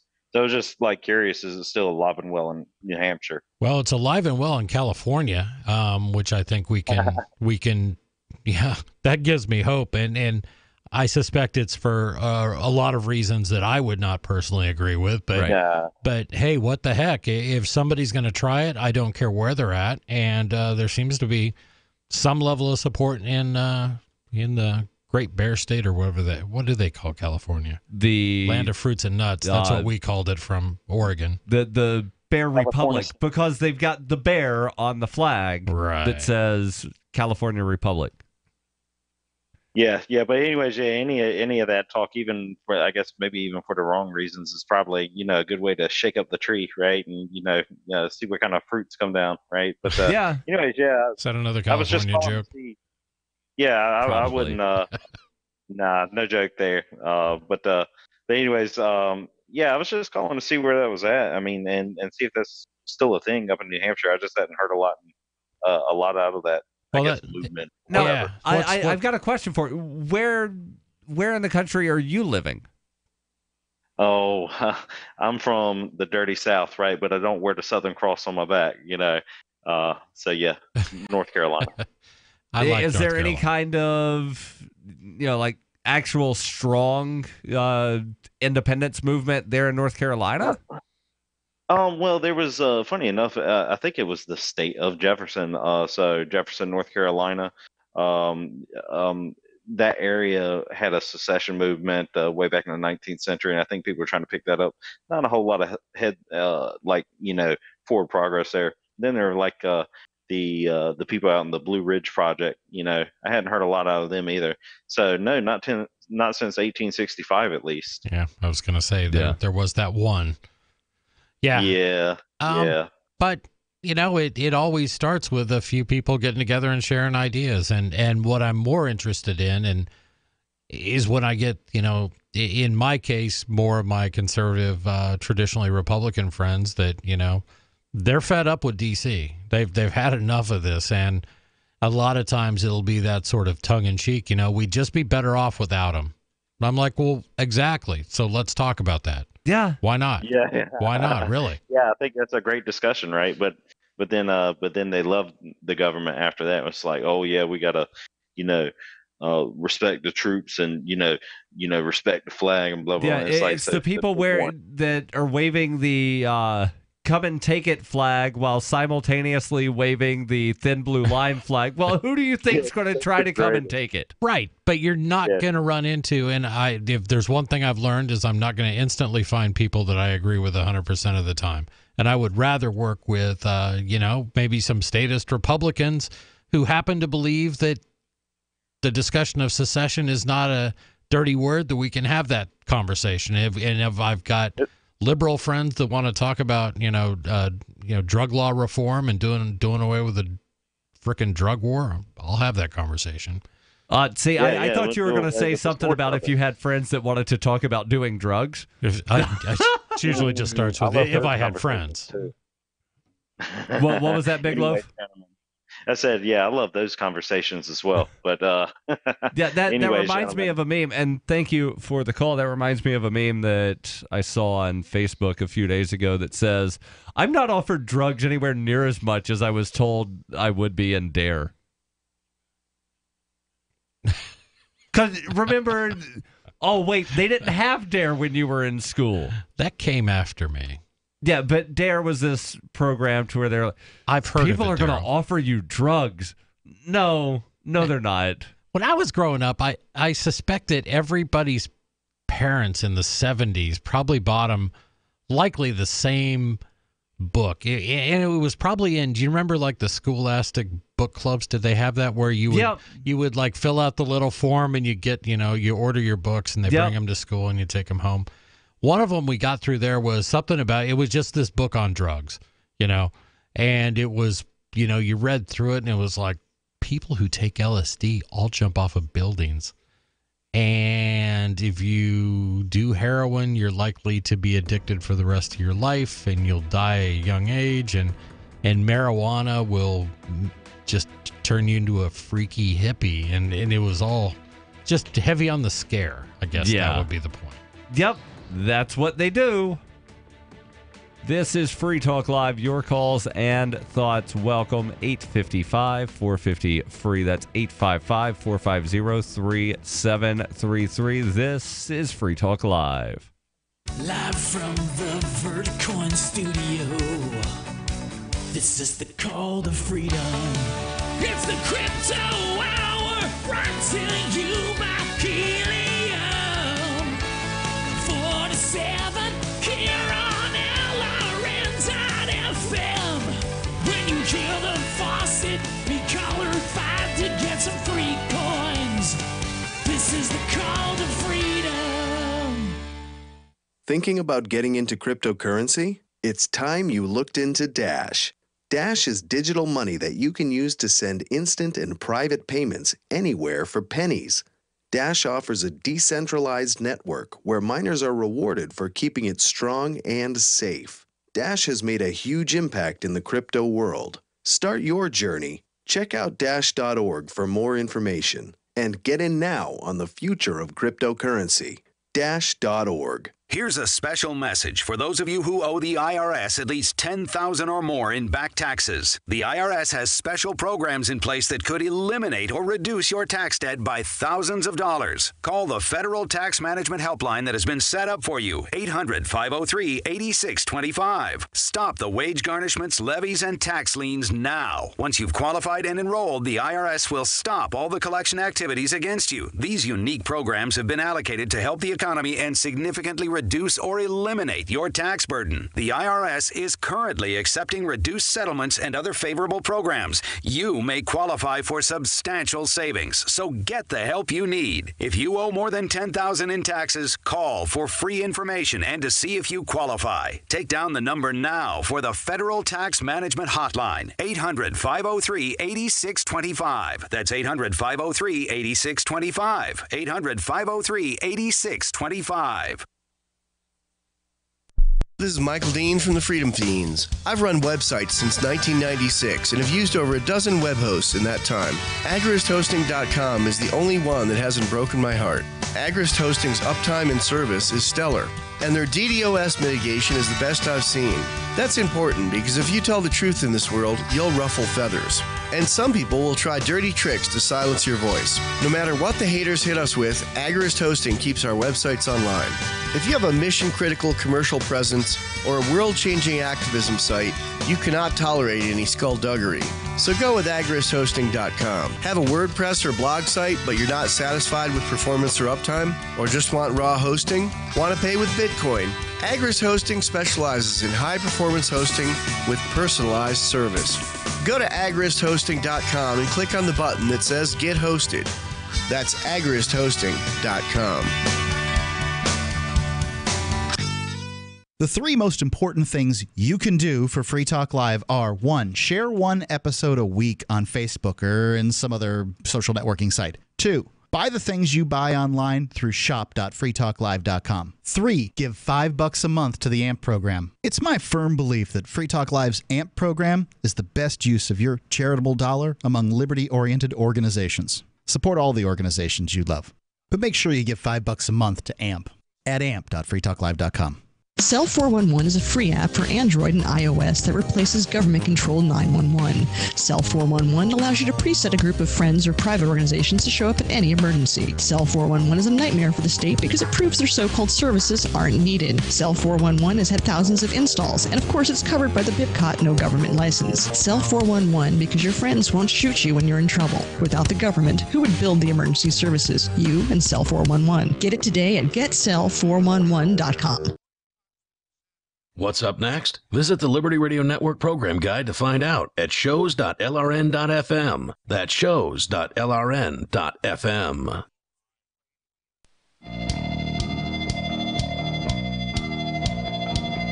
This is Free Talk Live. 855-450-FREE. That's 855-450-3733.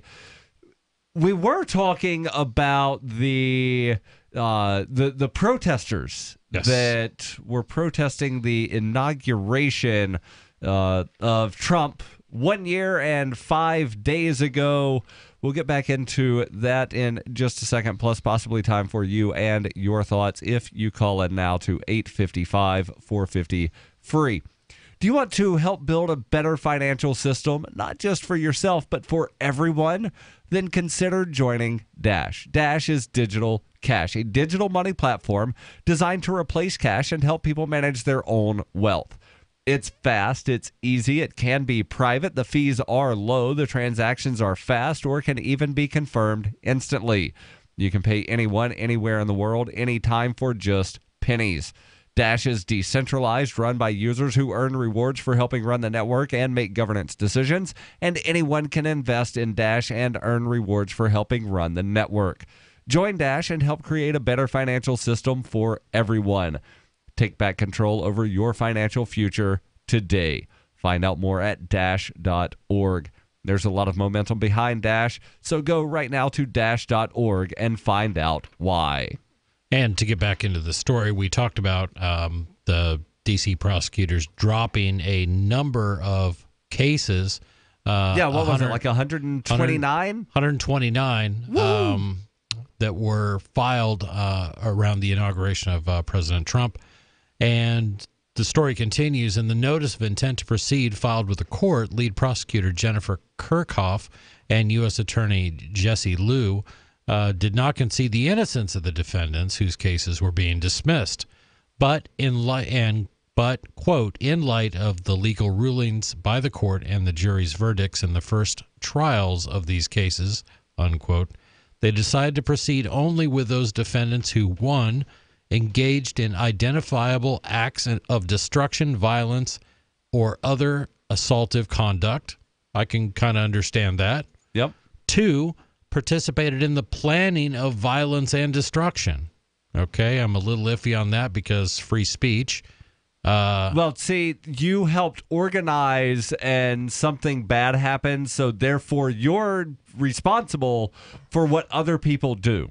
Agreed. That's their take on it. And three, engaged in conduct that demonstrates a knowing and intentional use of the black bloc tactic on January 20th, 2017 to perpetuate, aid, or abet violence and destruction. So what is the black bloc tactic? The black bloc tactic... That's when you throw manhole covers through Starbucks windows? No, it actually has... It's a real thing here. That involves Starbucks windows? Not at all. Refers to the prosecution's initial theory of the case. Prosecutors claim that by dressing in masks and black clothes while marching together with individuals who assaulted police and destroyed property, each defendant had aided and abetted those crimes, whether or not they had committed them personally. So by dressing in the same way, basically in a disguise, you were taking part in this crime because you knew that they were going to do something bad. Hold on. So the riot police should be charged with this as well because they all wear the same uniform and they crack skulls and they break things. See, now if this were a meme, Darryl, that would be Eddie Murphy tapping his head. You know that one? You know what I mean? That's Eddie Murphy? I think so. I did not know that. Well, there you go. The story continues. Even before the jury's not guilty verdict in December, the theory found a skeptical response in court in early November. Judge Lynn Leibowitz ruled that one of the two charges with which all of the arrested demonstrators were charged, felony engaging in a riot, didn't actually exist under D.C. law. In the district, federal prosecutors prosecute local laws. Then, before the case was submitted to the jury, Judge Leibowitz took the unusual step of acquitting the defendants of the Riot Act felony charge herself. That acquittal from the bench requires a judge to hold that the government has produced so little evidence that no reasonable juror could possibly find proof of guilty beyond a reasonable doubt. The jury was left to consider only the related lesser charges stemming from specific acts of alleged property damage plus misdemeanor riot charges. It returned a verdict of not guilty to each. At a hearing this afternoon, Kirchhoff, and this afternoon was 6 days ago, at a hearing, Kirchhoff claimed that the government had identified specific video clips and or items of physical evidence that prove each of the remaining defendants committed at least one specific criminal act. One defendant still faces charges is Aaron Cantu, a staffer of the Santa Fe Reporter. Charges had been dismissed early on against 6 other journalists who said they were merely covering the protests rather than rioting, but prosecutors contend that Cantu participated in the destruction. Another reporter, independent videographer Alexi Wood, was found not guilty at the first trial. The next group of remaining defendants are scheduled to be tried beginning March 26th.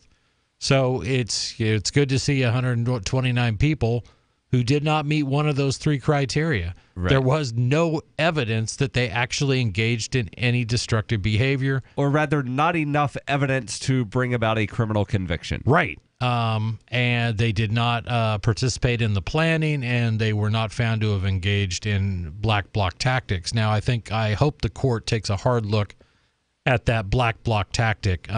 What you wear is an example of freedom of speech. You can say things, and that's been Supreme Court rulings before. There have been cases of school districts going, getting sued by the ACLU and things like that because of school dress codes.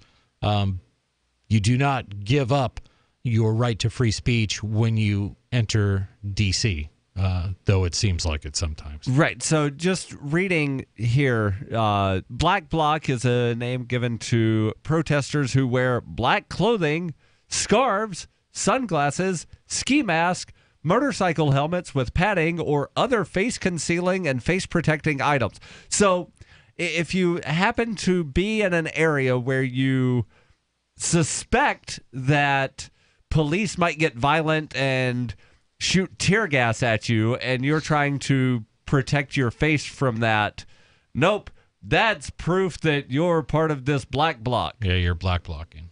Yeah, it'll be interesting to see how it turns out. And there's some other lawsuits are going, I don't know if they've been resolved, but there was one case of a woman and a child who were allegedly pepper sprayed by police during the inauguration. Right.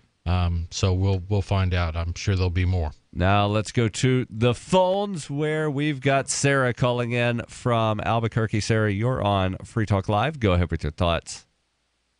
Yes, so we're going to have the Civil War pretty soon, and I just want to mention that Social Security, pension, disability, and retirement are communist programs.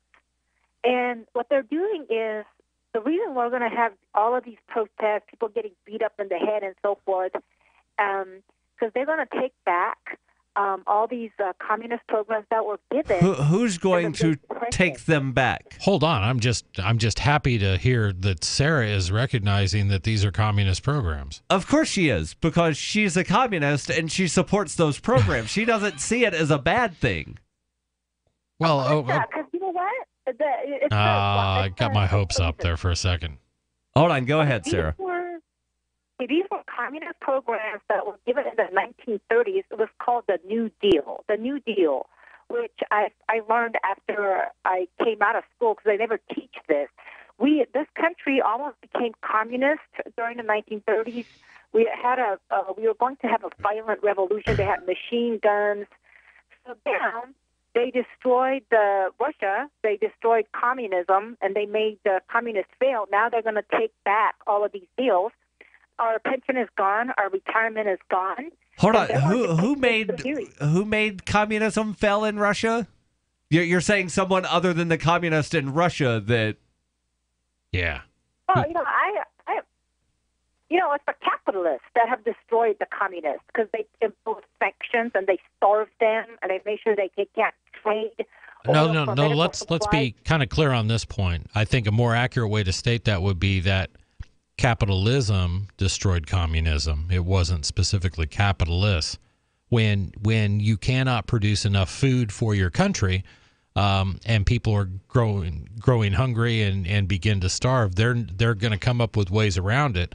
So black markets spring up. And what are black markets? That is actually capitalism in action. She did make one good point that, the sanctions and blockades against countries doesn't do anything to benefit anybody. So agreed on that, Sarah. Sarah, thanks for your call. Thank you for the call. That's it for tonight, but we'll be back tomorrow, and we are always online at freetalklive.com. Is spreading the message of liberty, cryptocurrency, and peace around the globe worth $2 per month to you? As you may already know, in addition to our internet feed, LRN.FM broadcasts on free-to-air satellite across North and Central America, as well as Sub-Saharan Africa. And we've been available on satellite for free 24/7 since 2010. The LRN.FM free-to-air satellite signal is reaching some of the most oppressive regimes in the world, and there's no doubt our ideas are making an impact. You can learn more about the channel's impact by watching the 3-minute video at fund.lrn.fm. If you'd like to help free minds globally with our ideas of liberty, cryptocurrency, and peace,